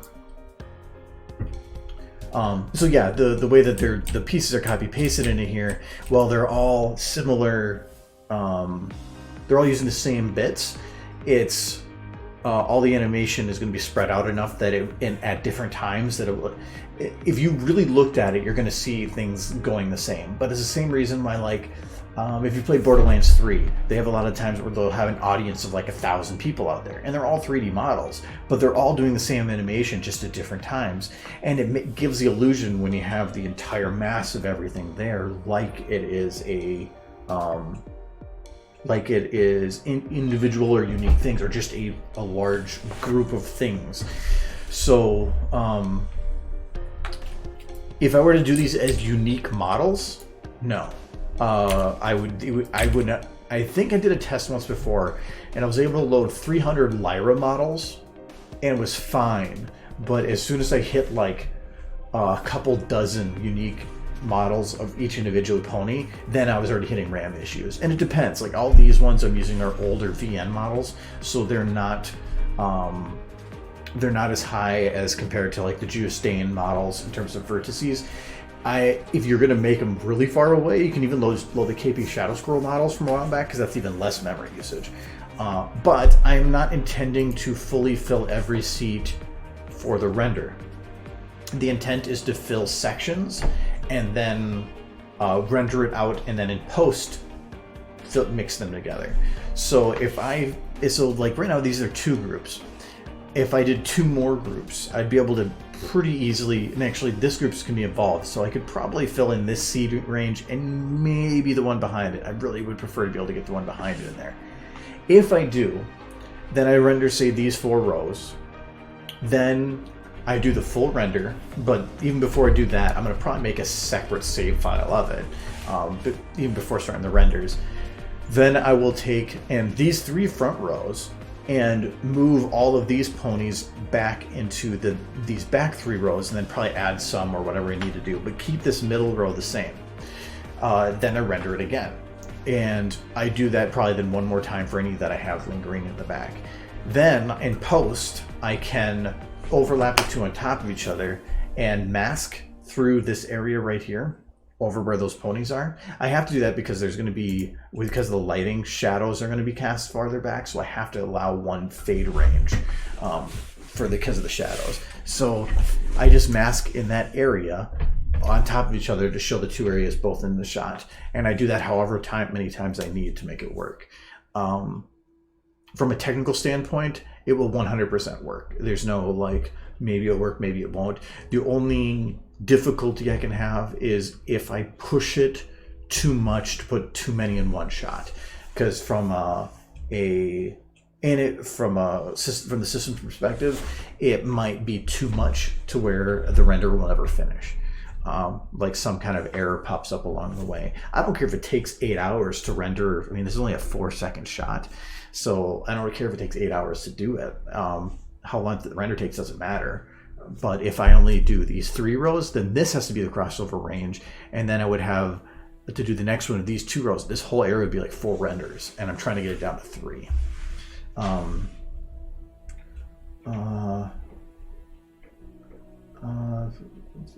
then another shot. It's only the 3rd and 4th row. Good.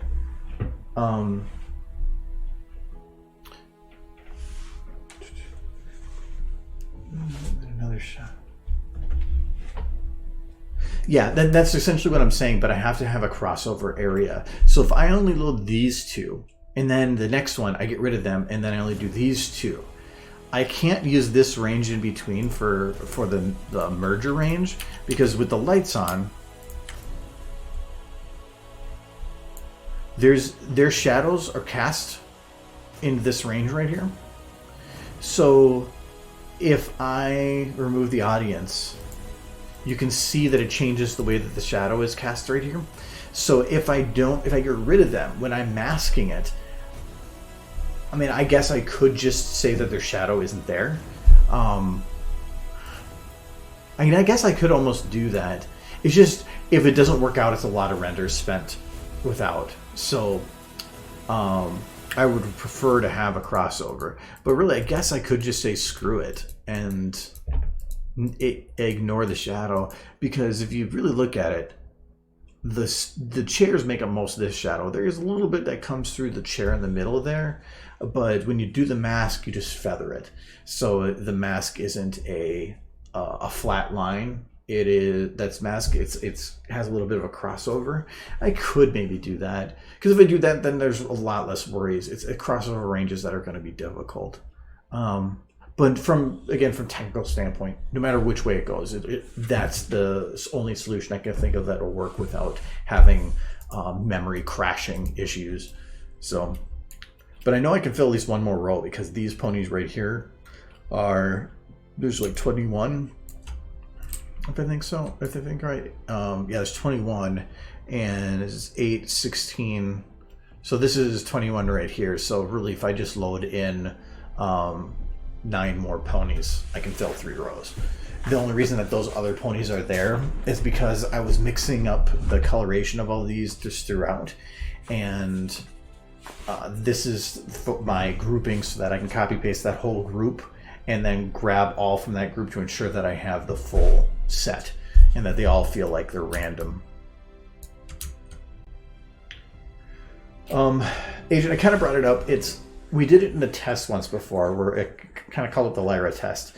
So I loaded in Lyras until I got to a point where I wasn't that I crashed, but where SFM was unusable, because there's a difference in that. For instance, if I have the lights on, I am right now technically in like the unusable range, where it is super, super laggy. I'm running at like only a couple frames, but it's at least enough to where if I need to figure something out with the lighting still, I can figure it out. But at least for now, it is 100% usable with the lights off. I'm still running at like 10 frames, but I'm used to running like this, so that's fine.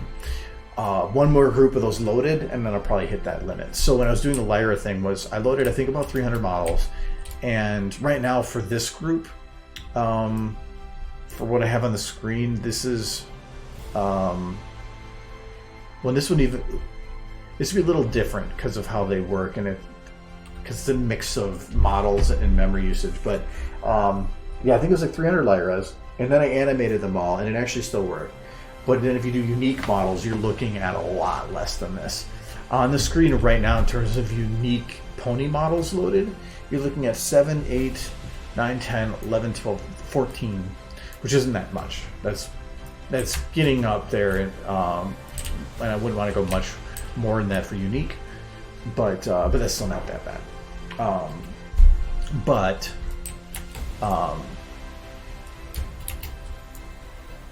I think I can't remember the number I came out with, but it was only a few dozen before RAM started becoming an issue. But even that depends. Are you loading a VN model, or are you loading a one of the Justine upgraded models? Because those ones have a lot more vertices. I don't think the textures are upgraded much, but every new vertice just adds more memory usage. I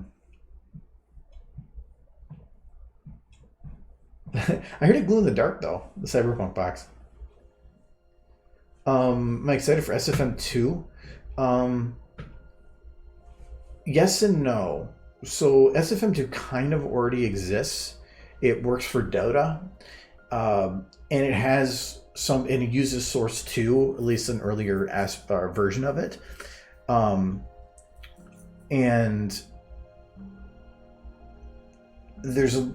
if they brought in some of the things that make SFM work the way it does for me now, then I would love it. But the main reasons were some of these extra functions that they added in later for current SFM.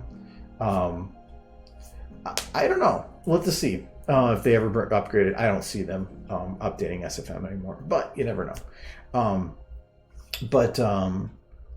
The other version of SFM doesn't have material overrides, and to me, material overrides are my bread and butter.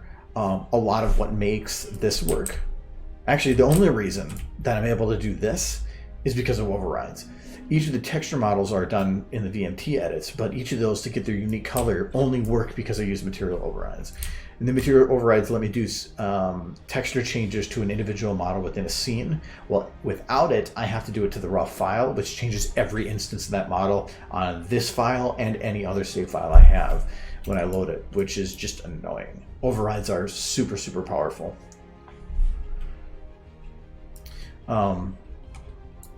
But I don't see... To me, I'm happy with it as it is. If I was trying to use models that were more realistic, I would be more interested in it. But I think the only... because I'm working in cartoon land with ponies, it doesn't matter. If they're a little cartoon... The simplicity of it, instead of going towards realistic, who cares? It's just ponies and pastel colors. The only thing I would like with an upgraded version of Source is to go and get rid of this memory limitation. Having it where the RAM usage wasn't as much of a problem, and where I can load more than one library with larger libraries and not have it crash on me. That's the stuff that I would really like. The visuals of it really don't care enough. Just because anything you add to something is going to increase render times, increase complexity. SFM's great because it can take a simple game engine and make something like this. But what makes a game run efficiently is that they can do all these other aspects behind the scenes to ensure that it is working for the very specific purpose that it is there for. SFM has those efficiencies in there, but are all ignored.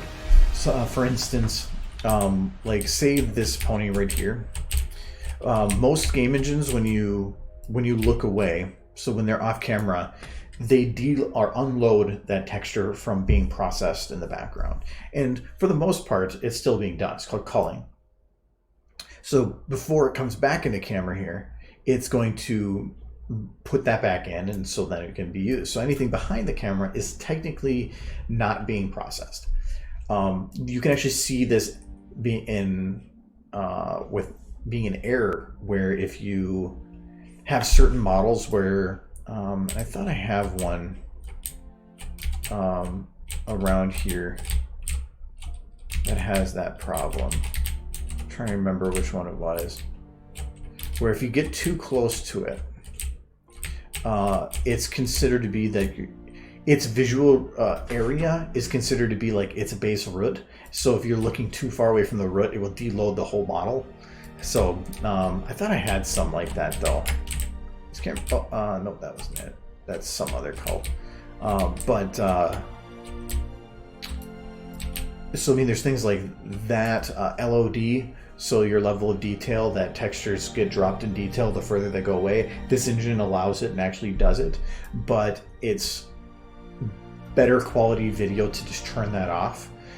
Because it will maintain that for zooms and stuff too sometimes. A lot of people have it turned on for eyes, so when you're like at this distance it'll be a blurry eye. Not something I want to do for this.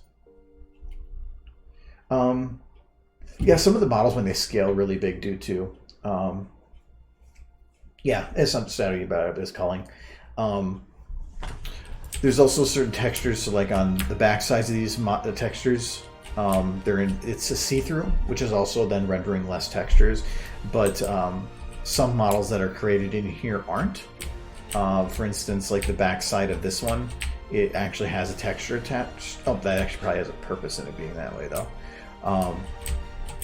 Trying to see if anything but has that. Well, that's a pull-out drawer. But I've seen some where they do it, it's inefficient, where they texture the inside of things, and it's SFM would work a lot better if every shot was optimized to what was being done in it, but nobody's going to take the time to do that.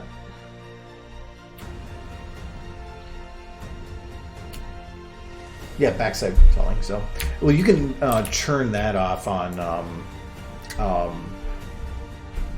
textures too. I think it's like no call. You put one of the options in here, and you can actually turn that on, which is actually it has its uses. But all this stuff exists in here and is needed to make it run well. How was your nap? Quick. Lie down for a few minutes. Fridays always hit me like that. Yeah, this one has it too. So, Look at them all. Check. But like these ones, I probably could turn it off. I think these ones have it on. Yeah, I could turn those off because I made those a long time ago. But is it going to save much? No, not really. I'm not going to care enough. I think even these are. How was work? Boring. I had a 9-hour day and about 30-40 minutes worth of work to do.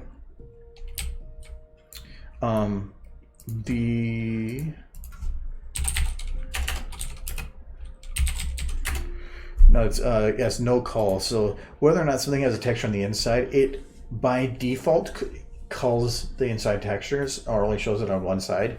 But if you put the property no call on it, then it will actually shut that off and will only show it on, or will show it on both sides then. So it just depends. Like you want no call on a flag. This is just a flat texture. If you can see both sides. But in this case, you can only see one side, so I could go in there and turn it off. Or remove the no call option. But most of these do though. But it's just like, oh yeah, here you can just see this is showing on the inside. So you could probably shut that off too, but it's just all those little things that are there, but SFM isn't. When people make it, people don't care about being efficient. It's not about trying to sell a game and having people writing reviews on performance.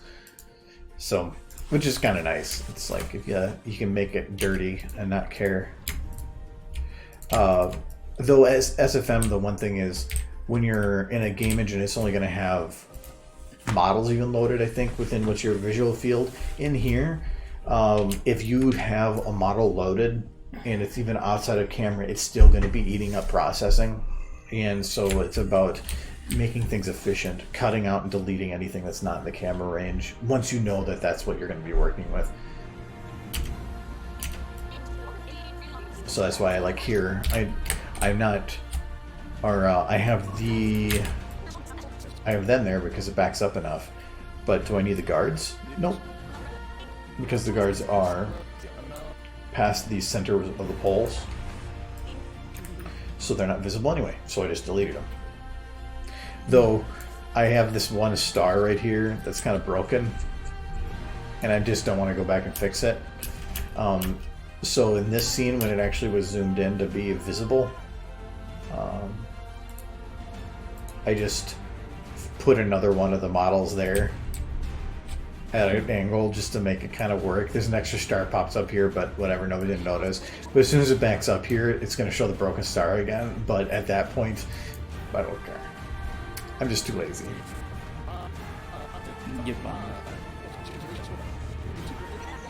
Oh, yeah, once I'm done animating everybody in this shot, I have to then take each of the save files that is unique for that, and I have to grab... I'm going to grab Berry Punch here, and I'm going to have... Keeping her root the same, because everybody's root right now is what's locking in the chair. I'm going to take, and without touching her root, move her down to a standing position doing a stamp thing for a large amount of time, and then I'm going to copy-paste that to everybody in the crowd, and it should let me, if I don't copy paste the root, just allow the pasting of everybody really quickly through, and then just shift the timing again and be good. Optimization out the window, but at the same time, who cares? It's once it's all converted to video, it doesn't matter. The nice thing is, being you can if you need to make it run quicker while animating, just shut the lights off. That always helps. If you really want to make it quicker, then go in here and turn off ambient occlusion and progressive refinement. Then you're going to run really smooth. Yeah, now I'm running at like 70 or 80 frames a second. So if you need to have it run just enough to work, at least there's options. To me though, this is like right now this is running at like 40, and I can easily work with like probably 7 or 8 or more, so I'm not worried about it. Ponyfest. That was a thing that happened. What do you think about the online pony cons? Well, I think they're a good idea. I remember Horses at Home. I did a panel at the first Horses at Home. Didn't do one since. Did I? Mm-hmm. No, I think I just did the one. Yeah, I think I just did the one. And I heard about Ponyfest too. I hope they do well. It was really big. Midprim was talking. She was there selling stuff. Ponyfest? Mm-hmm. The online PonyCon? Oh, and she was selling it online? Yeah. There was a lot of vendors. They had like a vending hall. It was a chat you could go into and talk to different vendors, and they were selling their stuff over the internet. Have they had it yet? Yeah. When was it? A couple weeks ago? No. Feels like it was a couple weeks ago. No, I don't think so.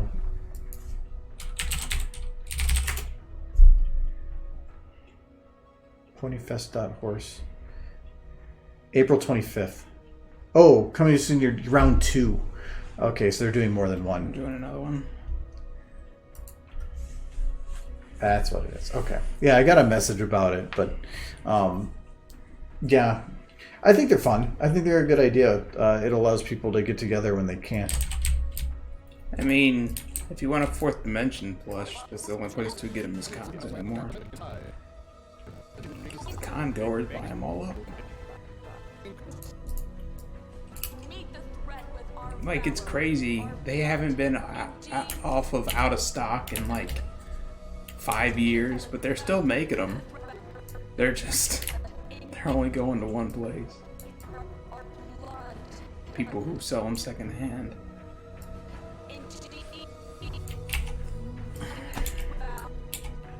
Which is not ideal. But the free market. I got them when they were still in stock, so.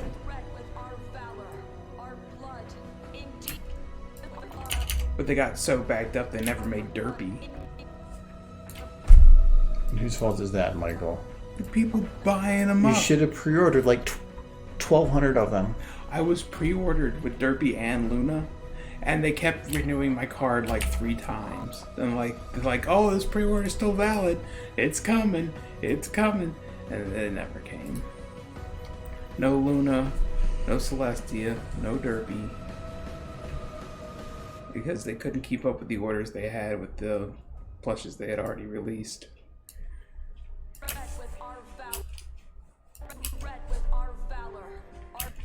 Those are good plushes too. I still don't have a Luna or Celestia plush. I'm realizing that now. I almost got a Celestia at one point, but all the princesses are, unless you get like the hanging ones or something, they're just always going to be more expensive than the standards. Especially if you get a decent one. A decent Luna plush is hard to find. It's not that they're hard to find, but they're always super expensive. Now I didn't get a refund. They never charged my card because they were just keeping my card information on hand for when it did come out, and then they would charge it when it got shipped. But they never made the plush, so it never got charged. I was just disappointed because they had it planned. They had Luna planned, they had Celestia planned, they had Derpy planned, and then it never happened because they couldn't keep up with the orders. And now I find that one of the reasons is like these vendors, they were just ordering a crap ton all at once so that they could have them to sell. But they're still buying them then. Oh yeah, they still are. That's why you still see them. But that means they still bought them. Yeah. So they still made the sales. Every order that somebody's selling, they're selling secondhand, but they had originally purchased it for the normal price. Yeah. So how would that kill it? Well, it would make it. They're so backed up to get these other ones out that they can't. Make the.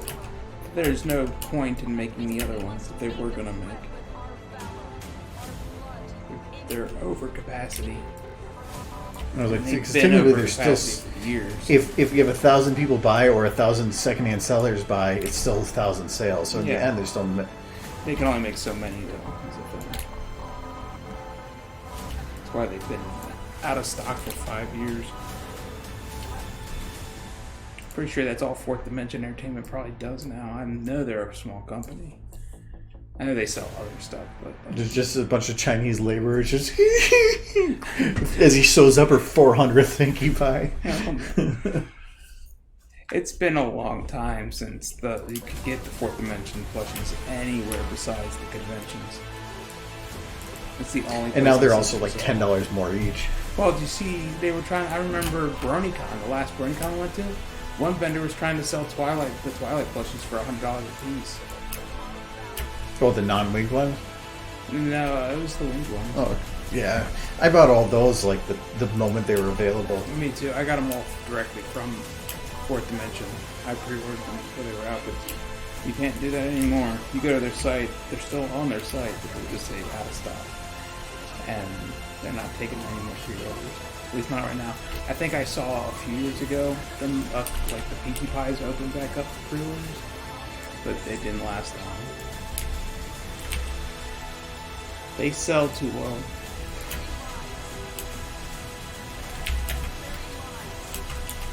These are actually good. with our very lives.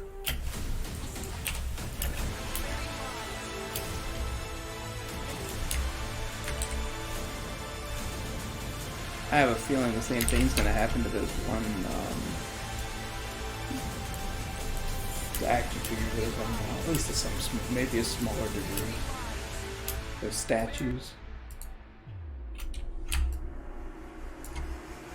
Yeah, but those ones they can't buy in as much of a large supply. Yeah. I kind of feel like those aren't going to be as popular as the plushes, because plushes are awesome.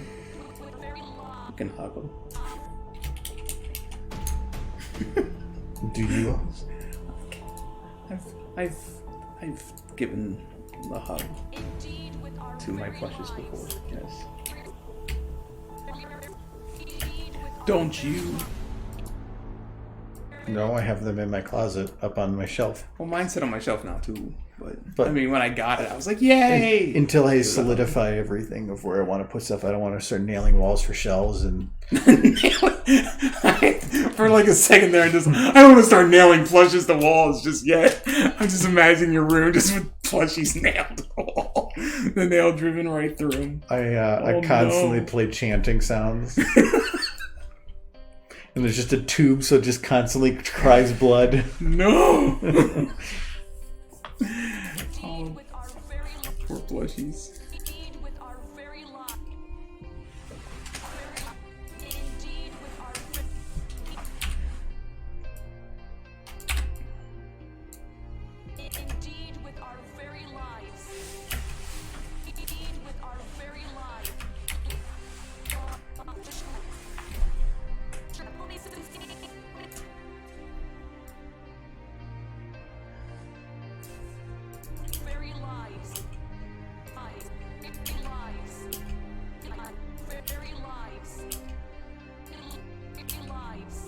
Yeah, I actually wanted to buy my niece one of those 40 plushies for a bit, and then I realized the only place I could find like the Rainbow Dash was for like $40. And we're talking my niece was like a year and a half old. So I'd lock my door. Stay away from my Rainbow Dash. Yeah, still yours. I did think about just giving her mine and then buying a new one for $40, which is twice what I initially paid for it. But I think I got my niece a Pinkie Pie, and I got it for her, I think, for $35 for a birthday, but that was years ago. Well, and how old was she? 7 or 8. See, that's more appreciated. I'm not going to No, get it. 6 or 7. But still, she was We were old. talking about like a 1.5-year-old, and I'm not buying a $40 plushie for a 1.5-year-old. I'm just going to chew on its nose and then forget it exists 5 minutes later.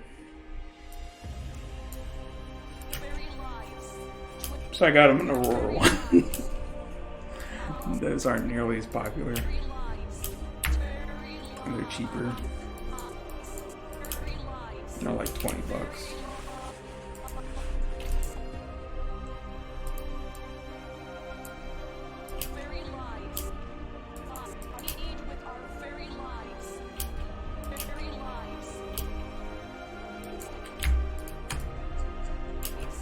Can't see over the console icons. It's a lot of plushies.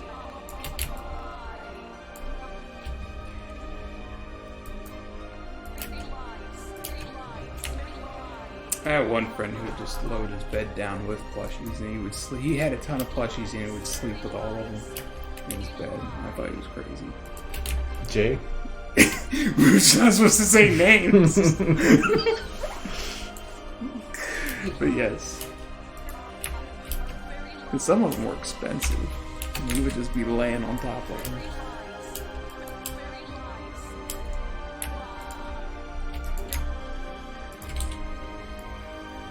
I will not be going to BabsCon. Well, I don't know about next year, maybe. I don't know. Wait, this year was... Like, I know it was delayed, but they didn't even give another date. They canceled it outright. BabsCon got canceled. Wow. I mean, I'm still not sure if Windy City's gonna happen or not. I'm crossing my fingers. I mean, they moved it to July, but who knows? Right now, we're just going day to day. I really hope it happens because I have a gift to give to somebody. And giving it to him in person would be a lot nicer than just mailing it to him. But if... Whew. Huh? I don't want anything, so I wanted to make sure. You like just dropping things on people. I tried dropping hope you don't something on mail you it here. recently. I still have a little Rainbow Dash up there I tried to give you. You wouldn't take. You're just like, no. It wasn't good enough. It was probably the... It was a cheap little toy from McDonald's. I sure. know, but I have like a pile of stuff. Still have a couple in a bag in a drawer in my closet that are just things because you're like, look at this weird thing. I have a huge bag of Little Pony figurines that I have not been able to pull out yet because I have no space for them. I'm trying to ditch some stuff on you, don't you understand? I know, you do need another body pillow. No. You say that. Need one of your OC. Okay, I think I'm okay moving her now.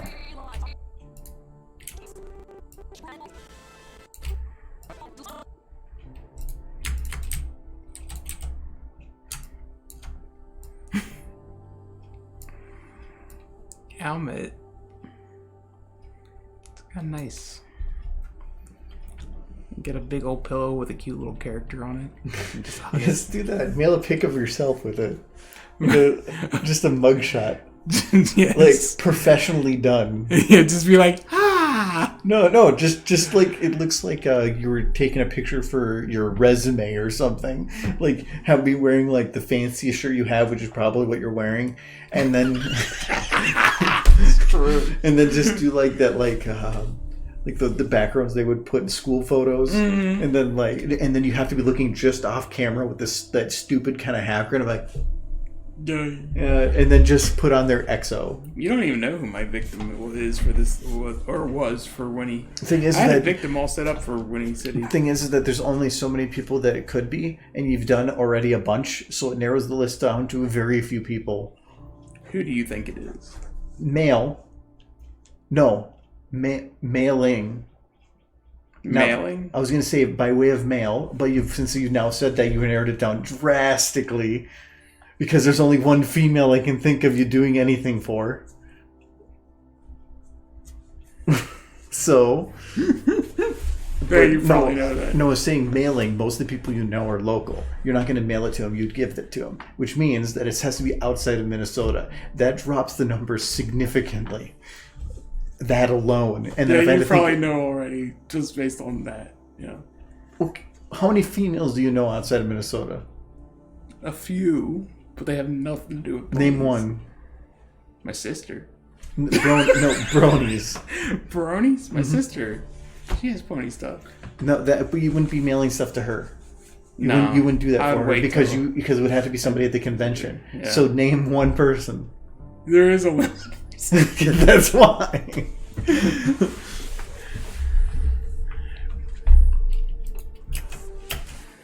So I know what a Sadaki of now. What? I honestly don't think you do know. I had to have it custom made. Because it only could be one of two things, but one of the things is two things.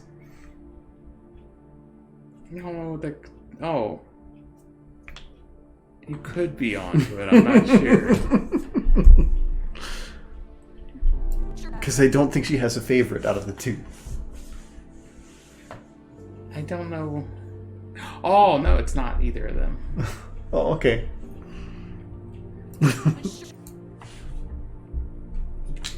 This one's completely custom. There's no way I could have possibly found it anywhere else.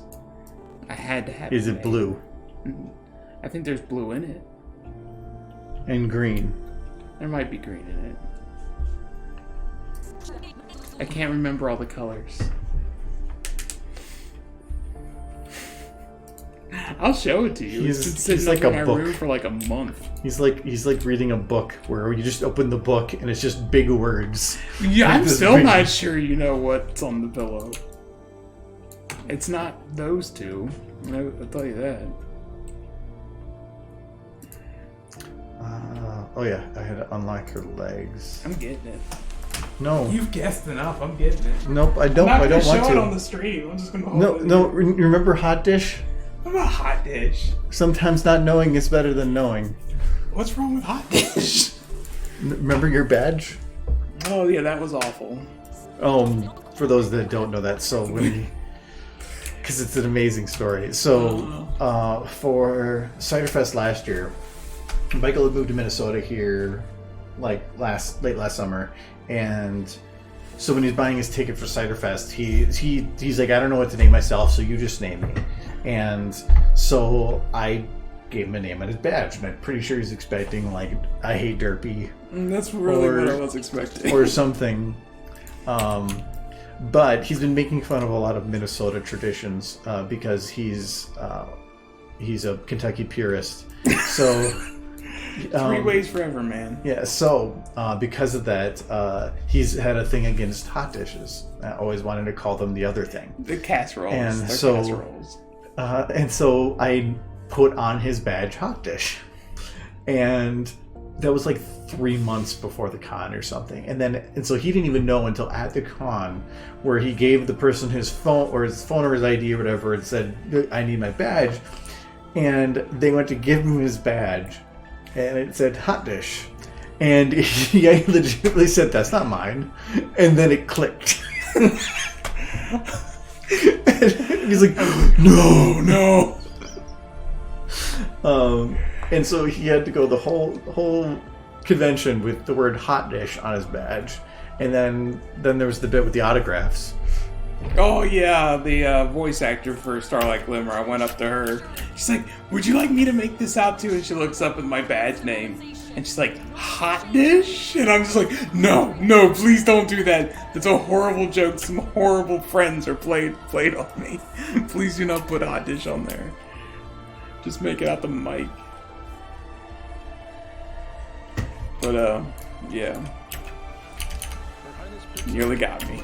If she had wrote hot dish on there, that would have been amazing. It would have been like, is she coming on to me? Hey there, hot dish. She's like, hot dish? Good question mark. But, yeah. There was a moment of realization. It took a second. Because to be honest, I name myself on the badges all the time, and I always forget what I put down. Like, I do not remember what I put on the badge for Winnie City. Because I change it every time. And I try to make it something funny, but then I forget the joke, like, because it's always months before the conventions I get the badge. I have no idea what's on my badge for Winnie. I'm sure I could go find out somehow, but that ruins the fun. It's easy for me to remember. Though I was You always use the same name. I always put on my badge.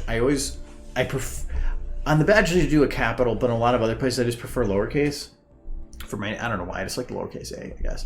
And Michelle Worthley, Charlie's wife, she runs a lot of the stuff for the names and stuff, and she says that anytime they go to put the name, they always put a capital A, and I was to tell them, no, it's a lowercase a, and I'm always like, it doesn't work. It doesn't really matter. I really don't care. She goes, I don't care. That's the way you want it. That's the way you're gonna get it. And I'm like, she was like aggressive with people apparently. No, I just never liked the look of the lowercase a with how everything else in the name goes. It's a lot of curves, but a capital A is all harsh lines, and it feels so weird. So I usually just do lowercase a. You're one of a few people who would consider that. Oh, to because that it's degree. It's not. If you just look at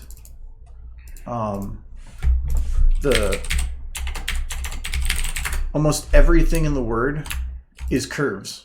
Mm-hmm. There's really no flat lines. There's no eyes. It's all things that are curving and moving.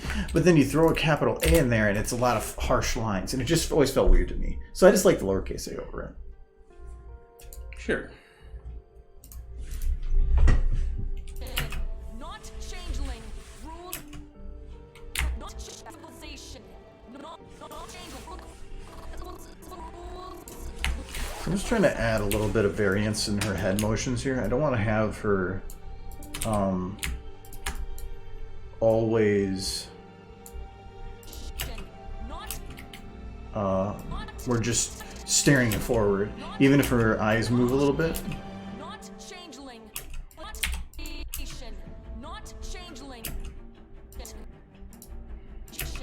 Not changeling rules equestrian. Not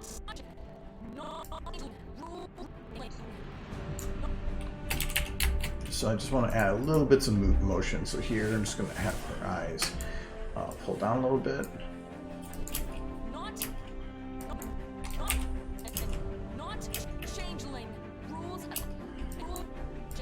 Not changeling rules. Not. Probably going to turn her eyes a little bit more here. There is a small chance I might be able to go to Cider Fest. I'm not holding my breath on it though, because my brother's was hinting at the fact they might have to cancel his wedding. Why? Because of the virus. Well then, the place they're trying to rent out, everybody's pushing back their schedules. Okay. So they're getting pushed out. But I would think that theirs would stay. Otherwise, it's do you want to deal with 1 month of issues or create years of issues? Yeah, I think you would just have to tell them, well, you just kind of screwed. Well, you're either screwing over one person or another. It's not their fault they're having to close down right now, but it is inconveniencing a lot of people. Some people are just canceling them outright, and some are getting pushed back, so he's not really sure. But apparently it's all in the contract that they can just be like, we can move it or you can cancel it. So, and given the circumstances, they're just trying to make it work for everybody the best they can.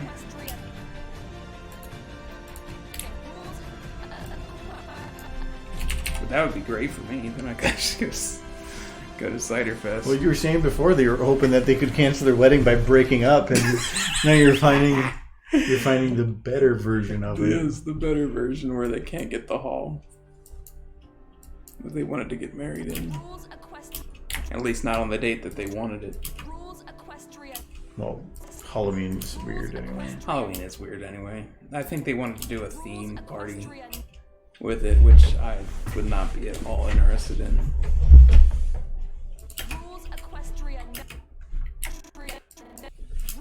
We'll see. I would like to go to Cider Fest. It is the best pony convention. Everyone should go to Cider Fest. It's going to be very different this year, though. Because it's in a different building. The thing that made Cider Fest was that venue. So Yeah. I mean, but they made it work. They made it what it was theirs, and I don't see it being bad. I'm just gonna miss the big openness. I love that venue for that. Walking right out of your hotel room into the convention was pretty awesome. But the staff is assholes. The staff is assholes. Yeah. So they just gotta make work. They didn't like the pony people. They didn't like the new ownership. Yeah. Well, the new ownership didn't like them. Was a lot of it. I don't think they liked anybody. I think they liked respectable business conventions. They weren't thrilled about pony conventions or probably any kind of convention like that. They took the money because it was money. But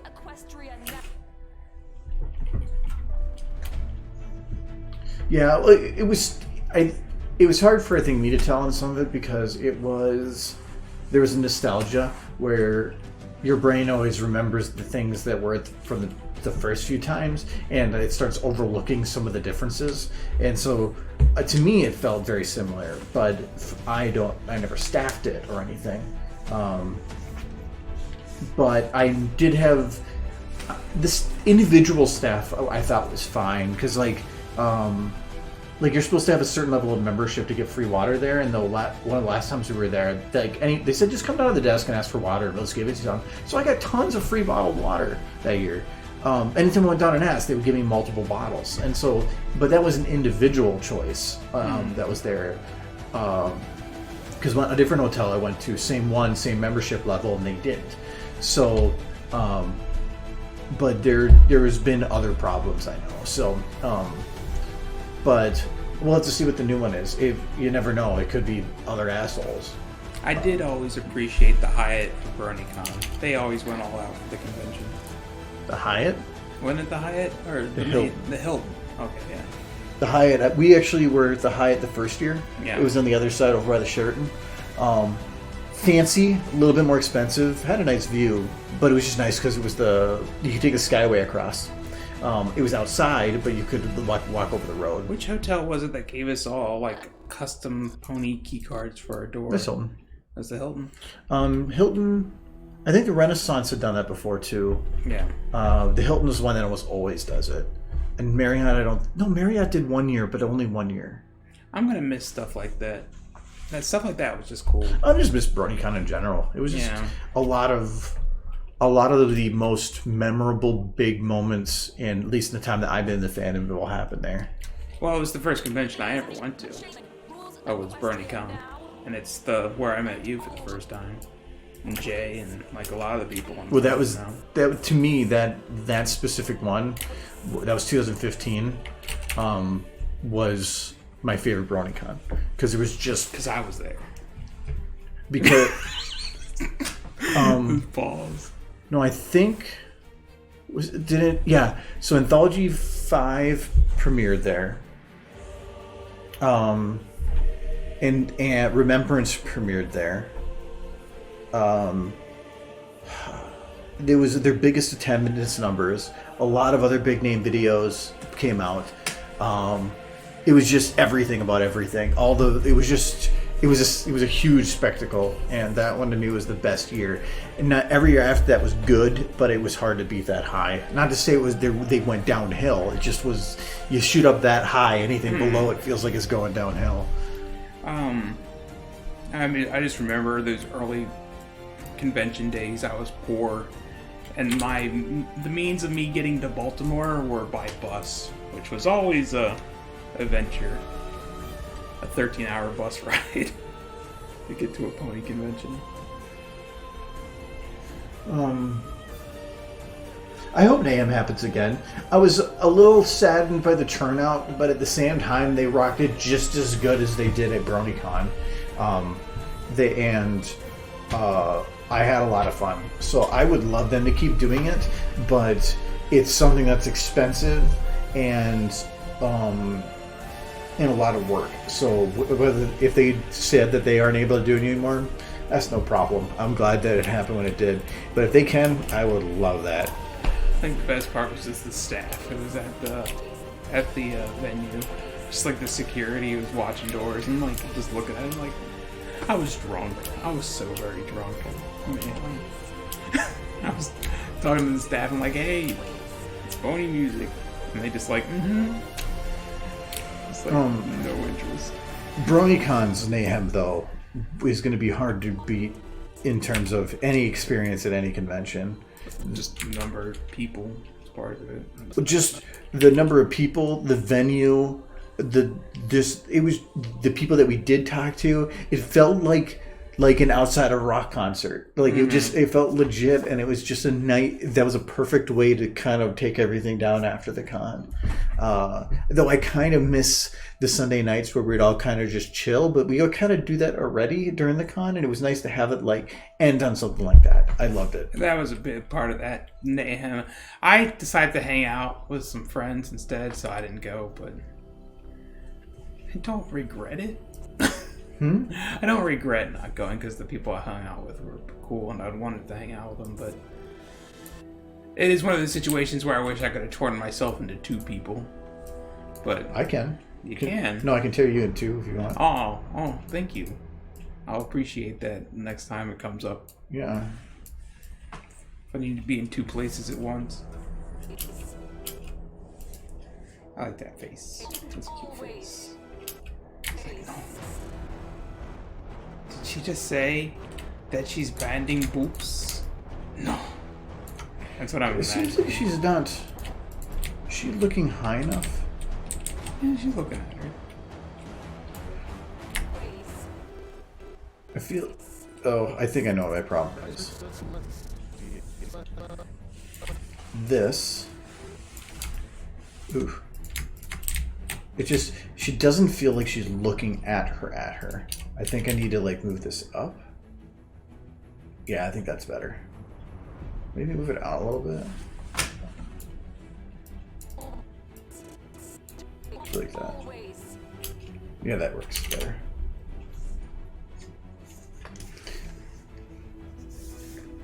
You know what I was super disappointed by because of this whole virus thing? The My Little Pony live action show was coming to Minnesota and they had to cancel. You were gonna go? No, but there were some people who were. Huh? You weren't gonna go? No, but there were some. If one other person you knew went. Graham was planning on going. Really? I knew somebody from the local group was gonna go. The only worry with that is it's like with the pony movie, where a lot of the audience Small children. With small children, and it feels like you're invading something that they are there to see, and I didn't like that aspect of it. I have considered, but I don't know because of the virus thing how it would go. But I had considered renting out a theater room. You can do that at the local one. To do it, you have to buy 30 tickets worth. So you basically lock down 30 tickets worth, and we really pushed. We could get 30. But it would still, for every person after that, there's an additional. But you have to have at least 30 people, and I don't think we would be able to get to 30. It'd probably be close, but I thought that would be cool to just. We'd have to get like everybody on the Facebook to show. When we went into the movie local here, there was like 20 something. Mm-hmm. But to do like 30 people, you'd be at like say $10 a ticket. It's like $300 at minimum, and that would be for the smaller ones. But I thought that'd be neat to do. So like, what would we watch? Pony movie. Oh, okay. First one from like 1970s. No, I'm just kidding. Well, they got another one coming out here next year. So. Yeah. Well, no, this was something I'd considered since the original one came out. But yeah, I considered it because I think that would be a neat thing. But now because of the virus and stuff, I don't. I mean, they'd probably let you in, maybe for cheap. No, it's because You have to keep it hush hush. No, the group has been doing well, but it's been consistent. And now because of the virus and having no meetup for a couple of months, what the group is going to look like from a meetup perspective after this is over. Yeah, I did consider that. It's going to be a year, probably, for the group can safely get back together. No, it's whether or not there is people to go back. If that group disappeared and they haven't been doing it for a while, when it comes back again, is everybody going to start doing it again right away? Probably not. And so it could be that a lot of people just decided that that's a good time to move on because they haven't been able to say hi to their friends. It's just going to fall out of their routine is what's going to happen. I don't know that they're going to move on so much as it just won't be part of their routine anymore. But yeah, I just want to see what that is before making any of those choices. Plus, if it's anything like we've been having... We can watch it here now. No. It's one of the issues we had with the... when people with the group were like, hey, let's do some of the stuff other than the same things we've been doing. And so Kyle would be like, okay, well, what do you want to do? And somebody mentioned bowling. So they're like, okay, we'll go bowling. And then nobody showed up. Like, there was just nobody. Nobody signed up for it. Nobody anything. Because everybody thinks it sounds like a great idea until they actually realize that to do that, they have to get out of their house. And it just didn't work out well. So it's the same thing here of you can have 20, 30 people that say, yeah, that sounds great, let's do this. And then nobody's going to show up. That's why the only way I would do it is if people downpaid their ticket. So if you don't get in unless I get the money beforehand. You can count me in. Because if you said pony and I'm going, I'll go too. Because that's just how I roll.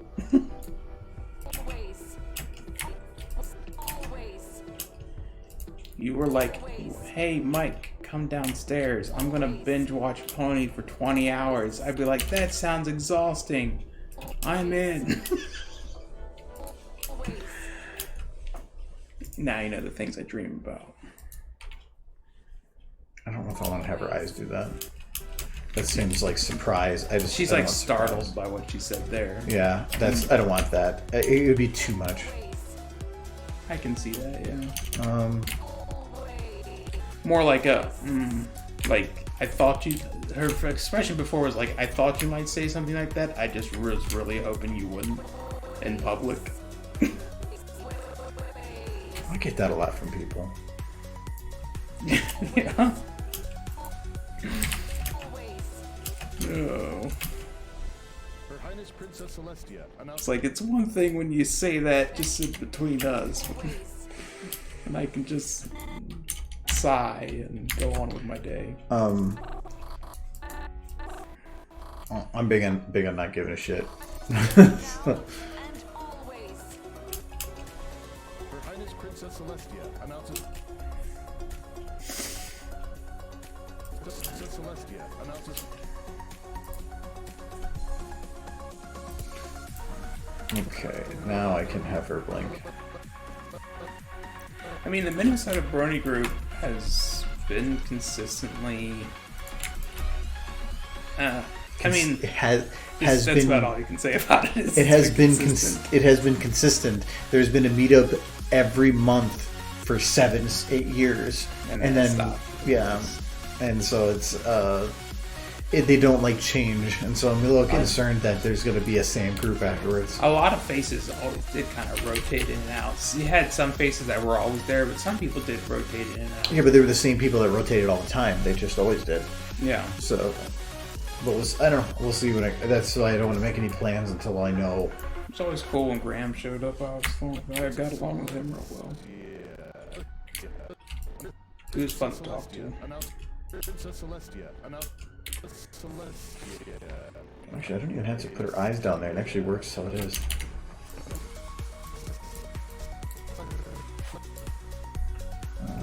Eyes down. It barely moved down. Down and a little to the left. There we go. Princess Celestia. Her Highness Princess Celestia. Okay, now there's the issue of her eyes are fixated at this position. When this changes, Well, she's already looking away. Oh no, I guess. Her Highness Princess Celestia. when this changes, I have to actually move her eyes, which is a little bit worrying.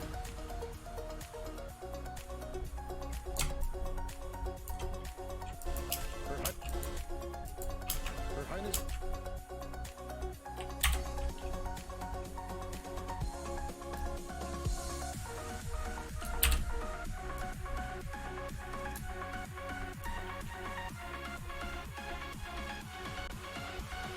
I get away with that.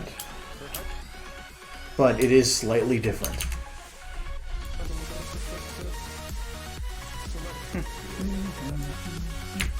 So, but the main thing is if I could just make the eyes in the same position in the head.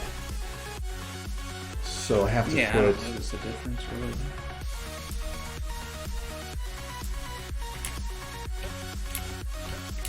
That I can get away with. No, it's... The white of it changed slightly. But from there to there, the head position ever so slightly changes, but that's fine. The whites of the eyes are the concern.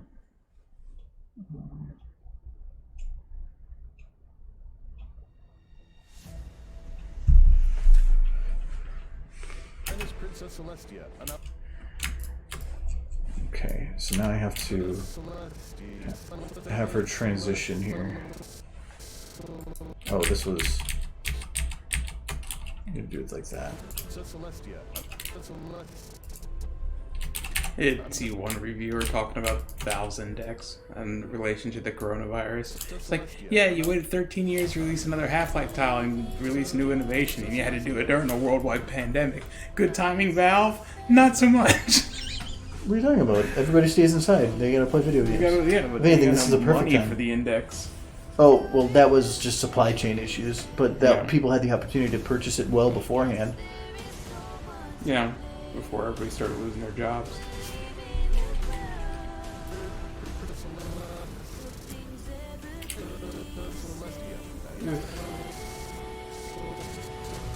I know, I'm so bad at one.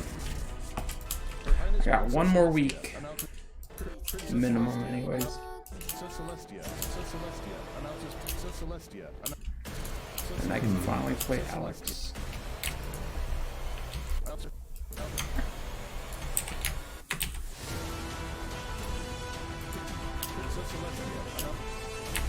Do you play any more of Alex?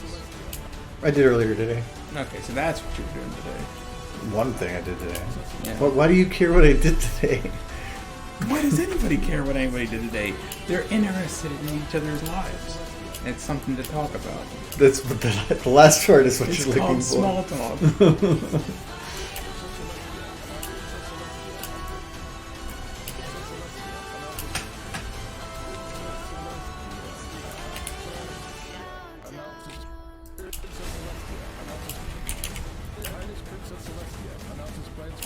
I think I'm gonna take her head and I'll slow it down here.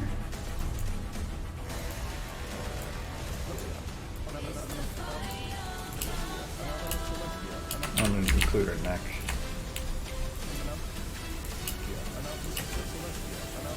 Plans for a counteroffensive against the Hive. Plans for a counteroffensive against the Hive.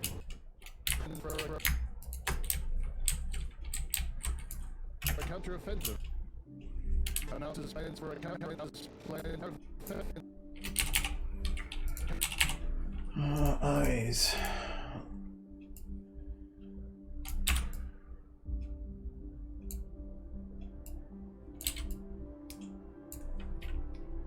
Announces plans for a counter. A little less. I'm actually gonna do this in phases here, so I'm gonna go a little to the left. For a count.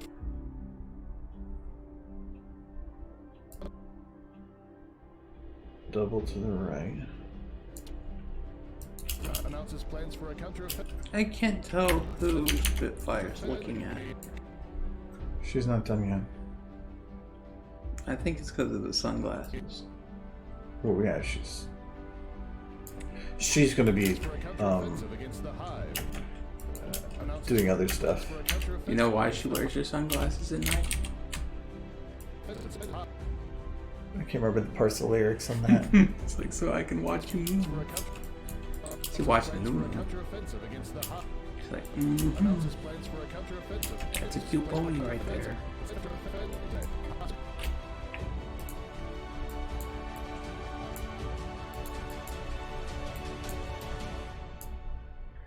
Plans for a counteroffensive against plans for a counteroffensive.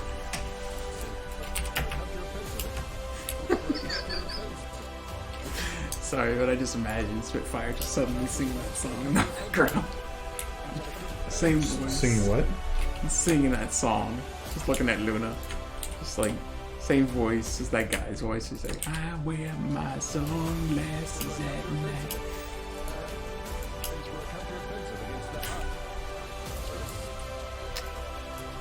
All the possibilities.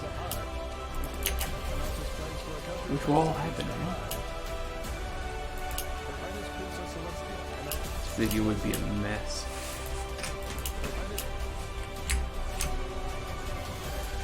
We want to have her face as she's going with this. Start going towards the removal of that. Bard! He came for the last 20 minutes of the stream. There.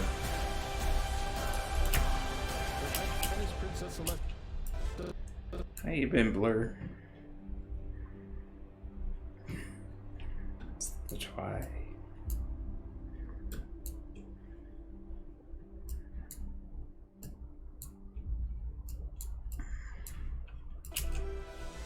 Her Highness Princess Celestia. Tired and sore. Her Highness You been working out or something? Running?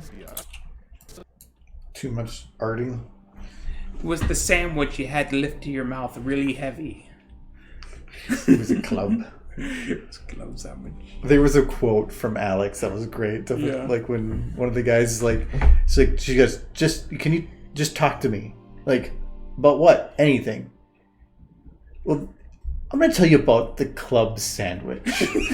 like it was... Because they probably don't have back a lot before of... your time. We take pieces of bread, and not bread from or reconstituted bread, real bread from a bakery. We'd take that and we'd slab on pounds of meat and cheese, and we'd have things called bacon that came from pigs, and we'd have turkey that came from turkeys. And we'd put it on a sandwich, and it would weigh 3 pounds, and then we'd eat the whole thing. Yes. That's what I love. They played on that a little bit in the original, or Fallout 2, where sometimes you listen to the NPCs and they'd be like, sometimes I dream of cheese, because they don't have it anymore. That's from Skyrim. That's Morrowind. No, that's Half-Life 2. They would say, sometimes I dream of cheese, because they didn't have cheese anymore, so they would dream about it. I heard something from Skyrim. I think they used that quote too. But it was just implying that that kind of stuff's gone. Like a lot of stuff is gone. Yeah, I think. Can you imagine? Yeah, and Alex was born after it all, right? Yeah. Well, she was like 5 when it all happened, so she wouldn't remember.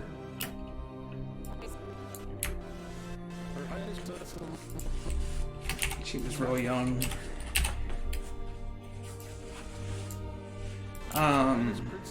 But yeah.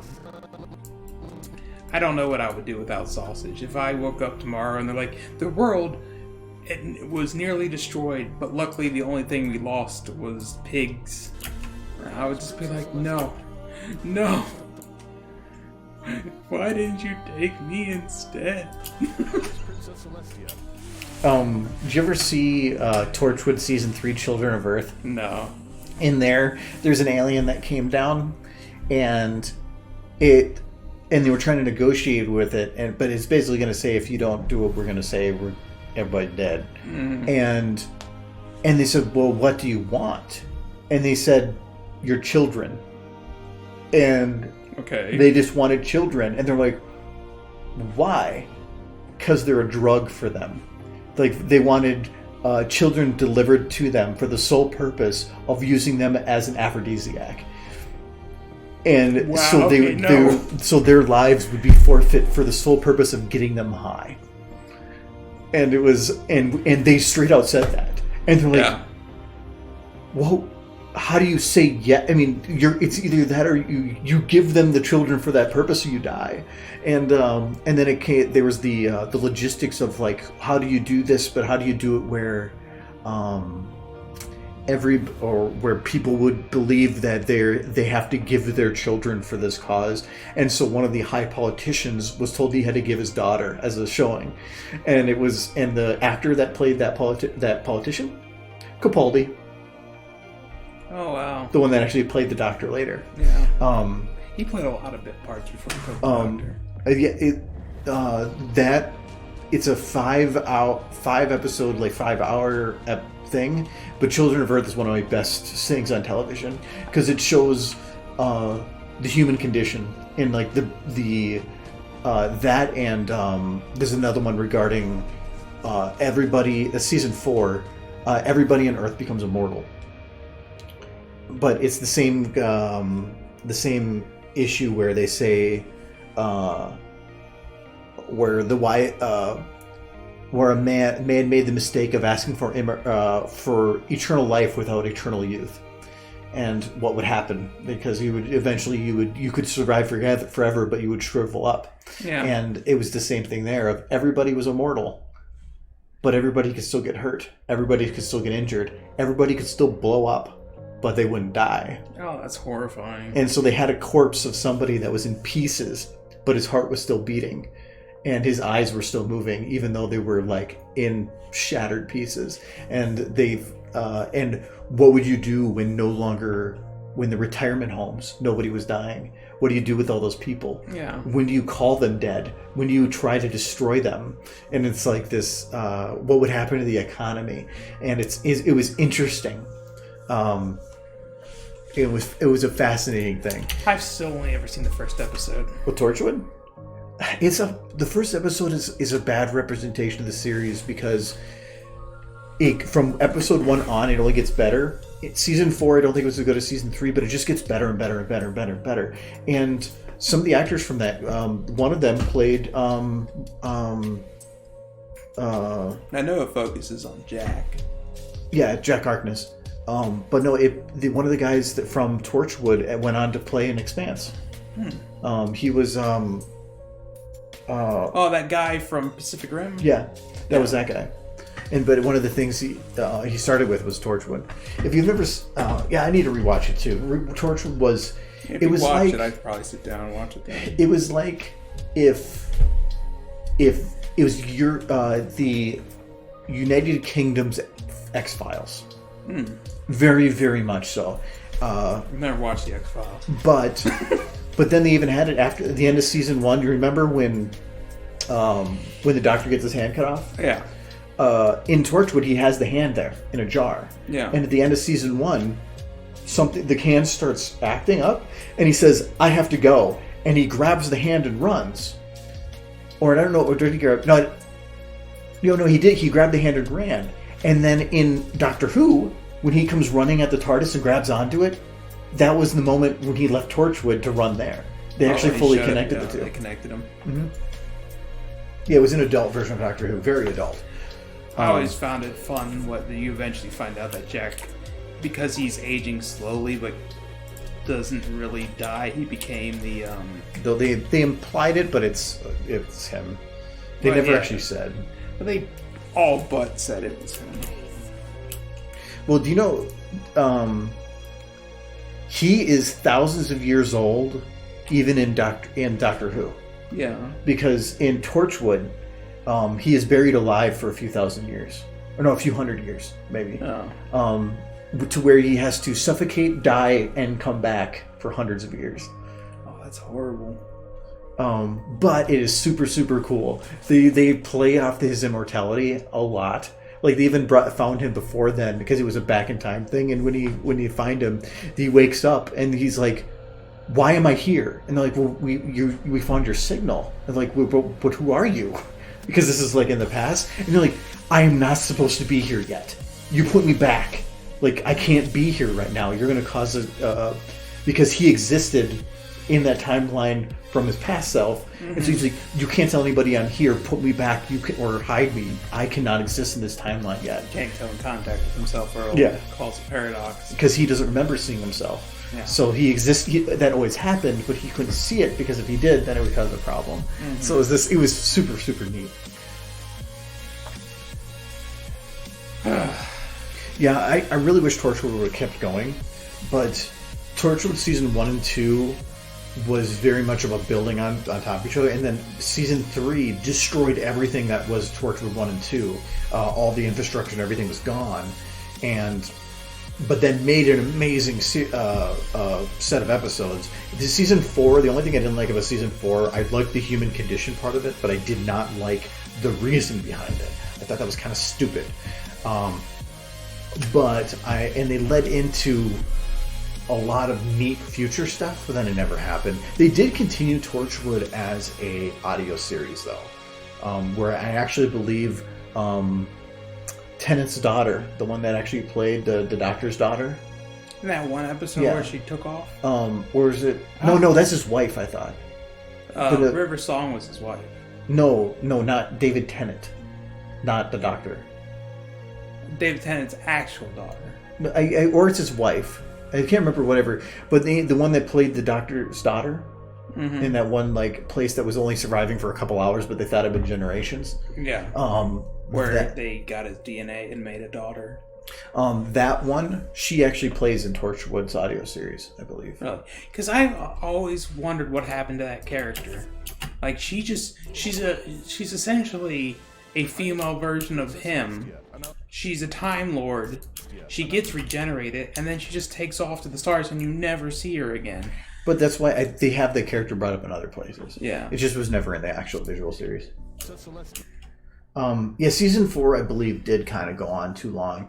It was just, it ended weird. Like, you're curious as to why this happened, and it felt like it was forced, and it made no sense if you try to think of it from a larger universal perspective. It seems like something that was forced in there, some weird thing. And then it's like, well, what about other species, and how did they go about something like that?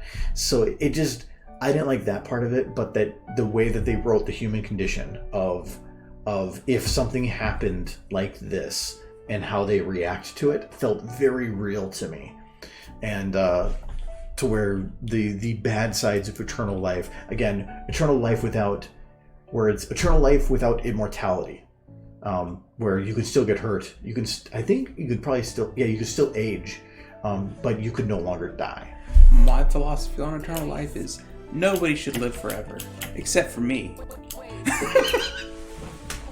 I can live forever, but everybody else has to keep dying. That's actually something from it's a there's a bit from Expanse that comes up in regards to eternal life of if everybody has it, then nobody has it, and but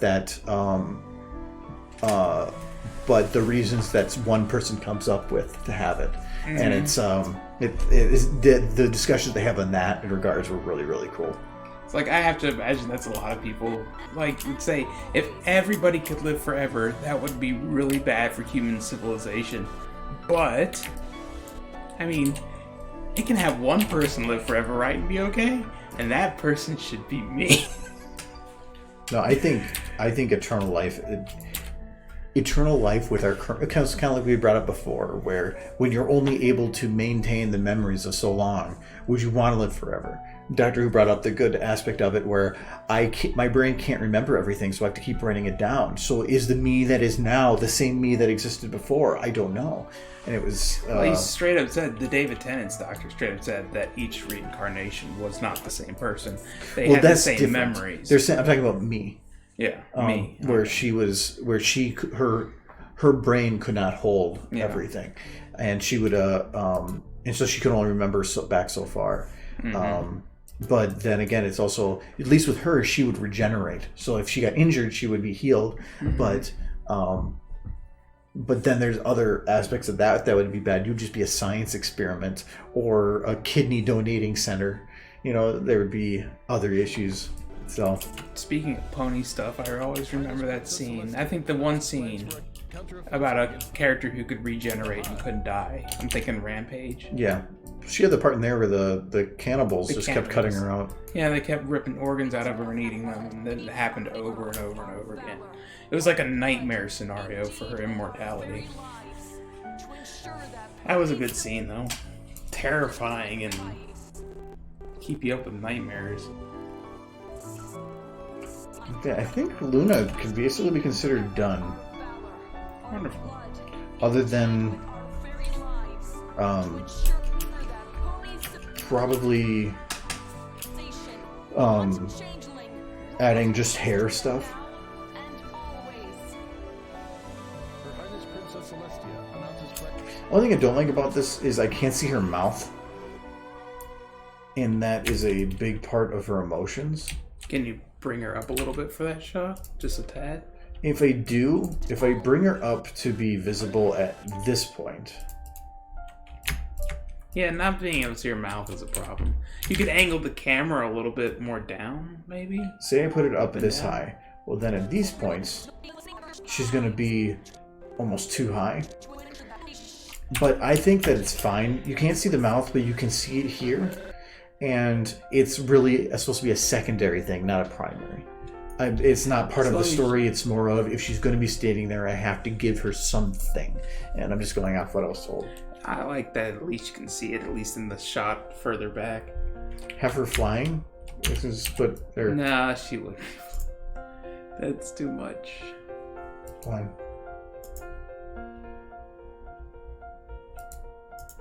Have her riding on her back. Be like, yeah, he give me piggyback rides.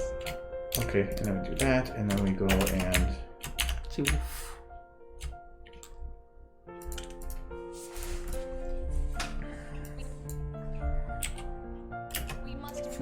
Yes. This is how you should do all your animating. Done, yeah. No, it broke. Her wing breaks at that part.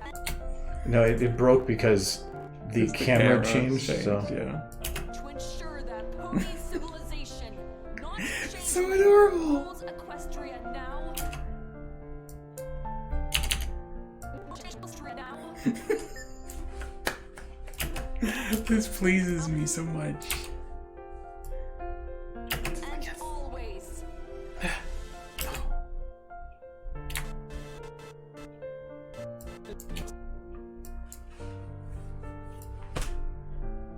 Her Highness Princess Celestia announces plans for a counteroffensive against the Hive. Tickle foof. I could probably just save myself time by not having the camera like that.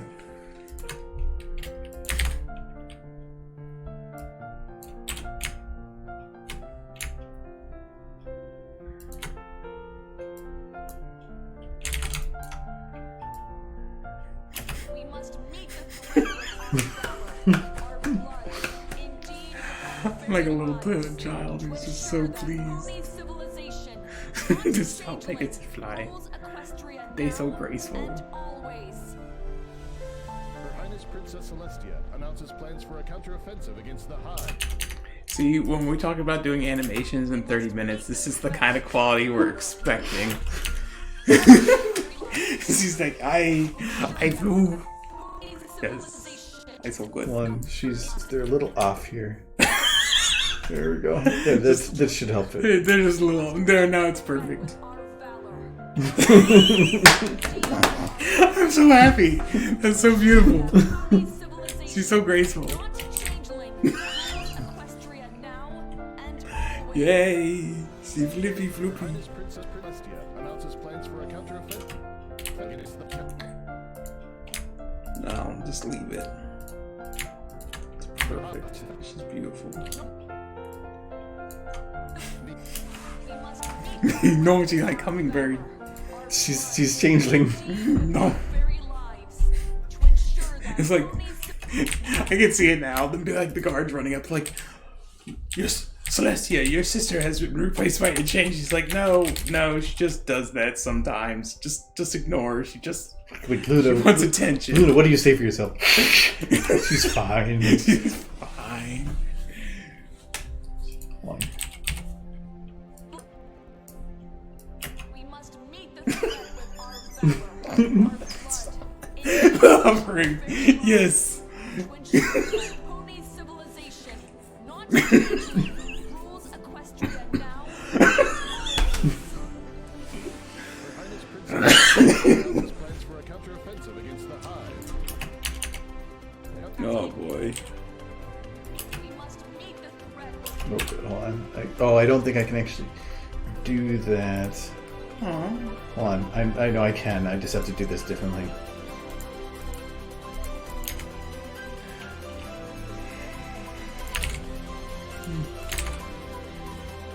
No, I can't do... No, I can if I do this, I think. Where'd you go? Oh, okay, that doesn't quite work how I wanted it to. Yes, it does. Hello, new person. He's making a beautiful animation. If you ever wonder how good of an animator this guy is, watch this. This is so stupid. Well, I was gonna. Okay, I did.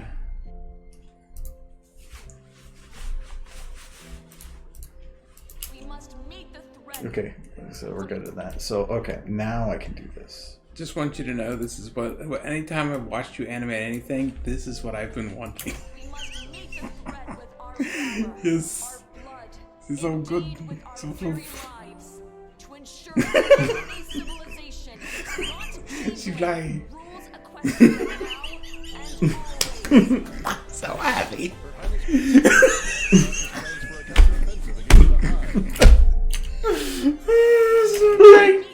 Here we go.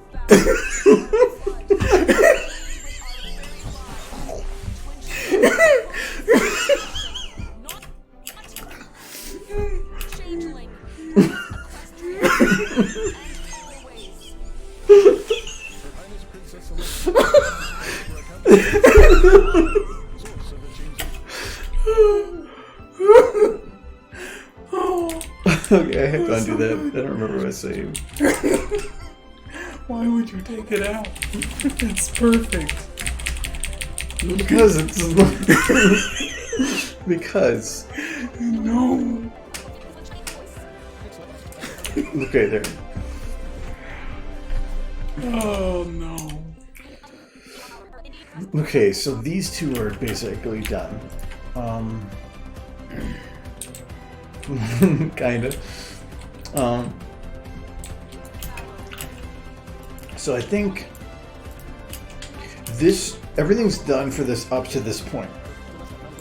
At this point, I need to have Shining, probably Cadence, and I don't know about Twilight. I'd have to check on that, but at least have probably these three doing the stomp cheer, and then that one is basically done. Then it's just going to be about filling the audience, and oh, they're already done all here. Equestrian Council convenes. Yeah, I'm all good on this shot too for them. I still have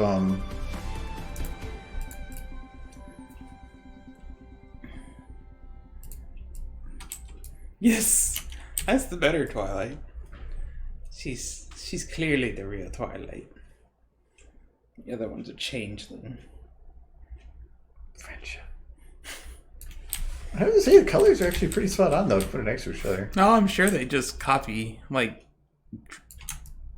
it, pulled it right from the show for both their colors. I mean, that is from the show. It's the horrible stock image they put on all the toys. She gonna kill. Bite. We are one now. No. Die Flug.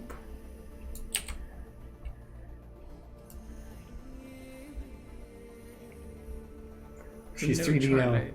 Yeah, she's so real, so realistic. Anyway. But I am overtime. But I did get quite a bit done here. And then you deleted it all. Yes. No, I actually did quite a bit. I got some. Luna's all done. I basically got Luna done, and that actually is. It doesn't look like much, but it's all her base animation, all her movement, all her everything. So that's actually pretty good. A lot of good facial expressions. Adjusted some of the camera a little bit. Fixed up shining. Did I? Yeah, you got him blinking. Oh yeah, I made him blink once.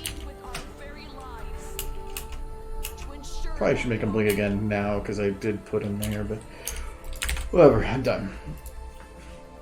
I will be back next week to do more of the same and all that stuff. Yeah.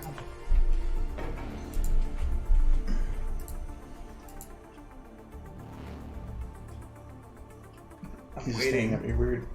I'm waiting. I'm not. Nope. None today. What? To spite me? There's Kitty. Yay, Kay. Okay.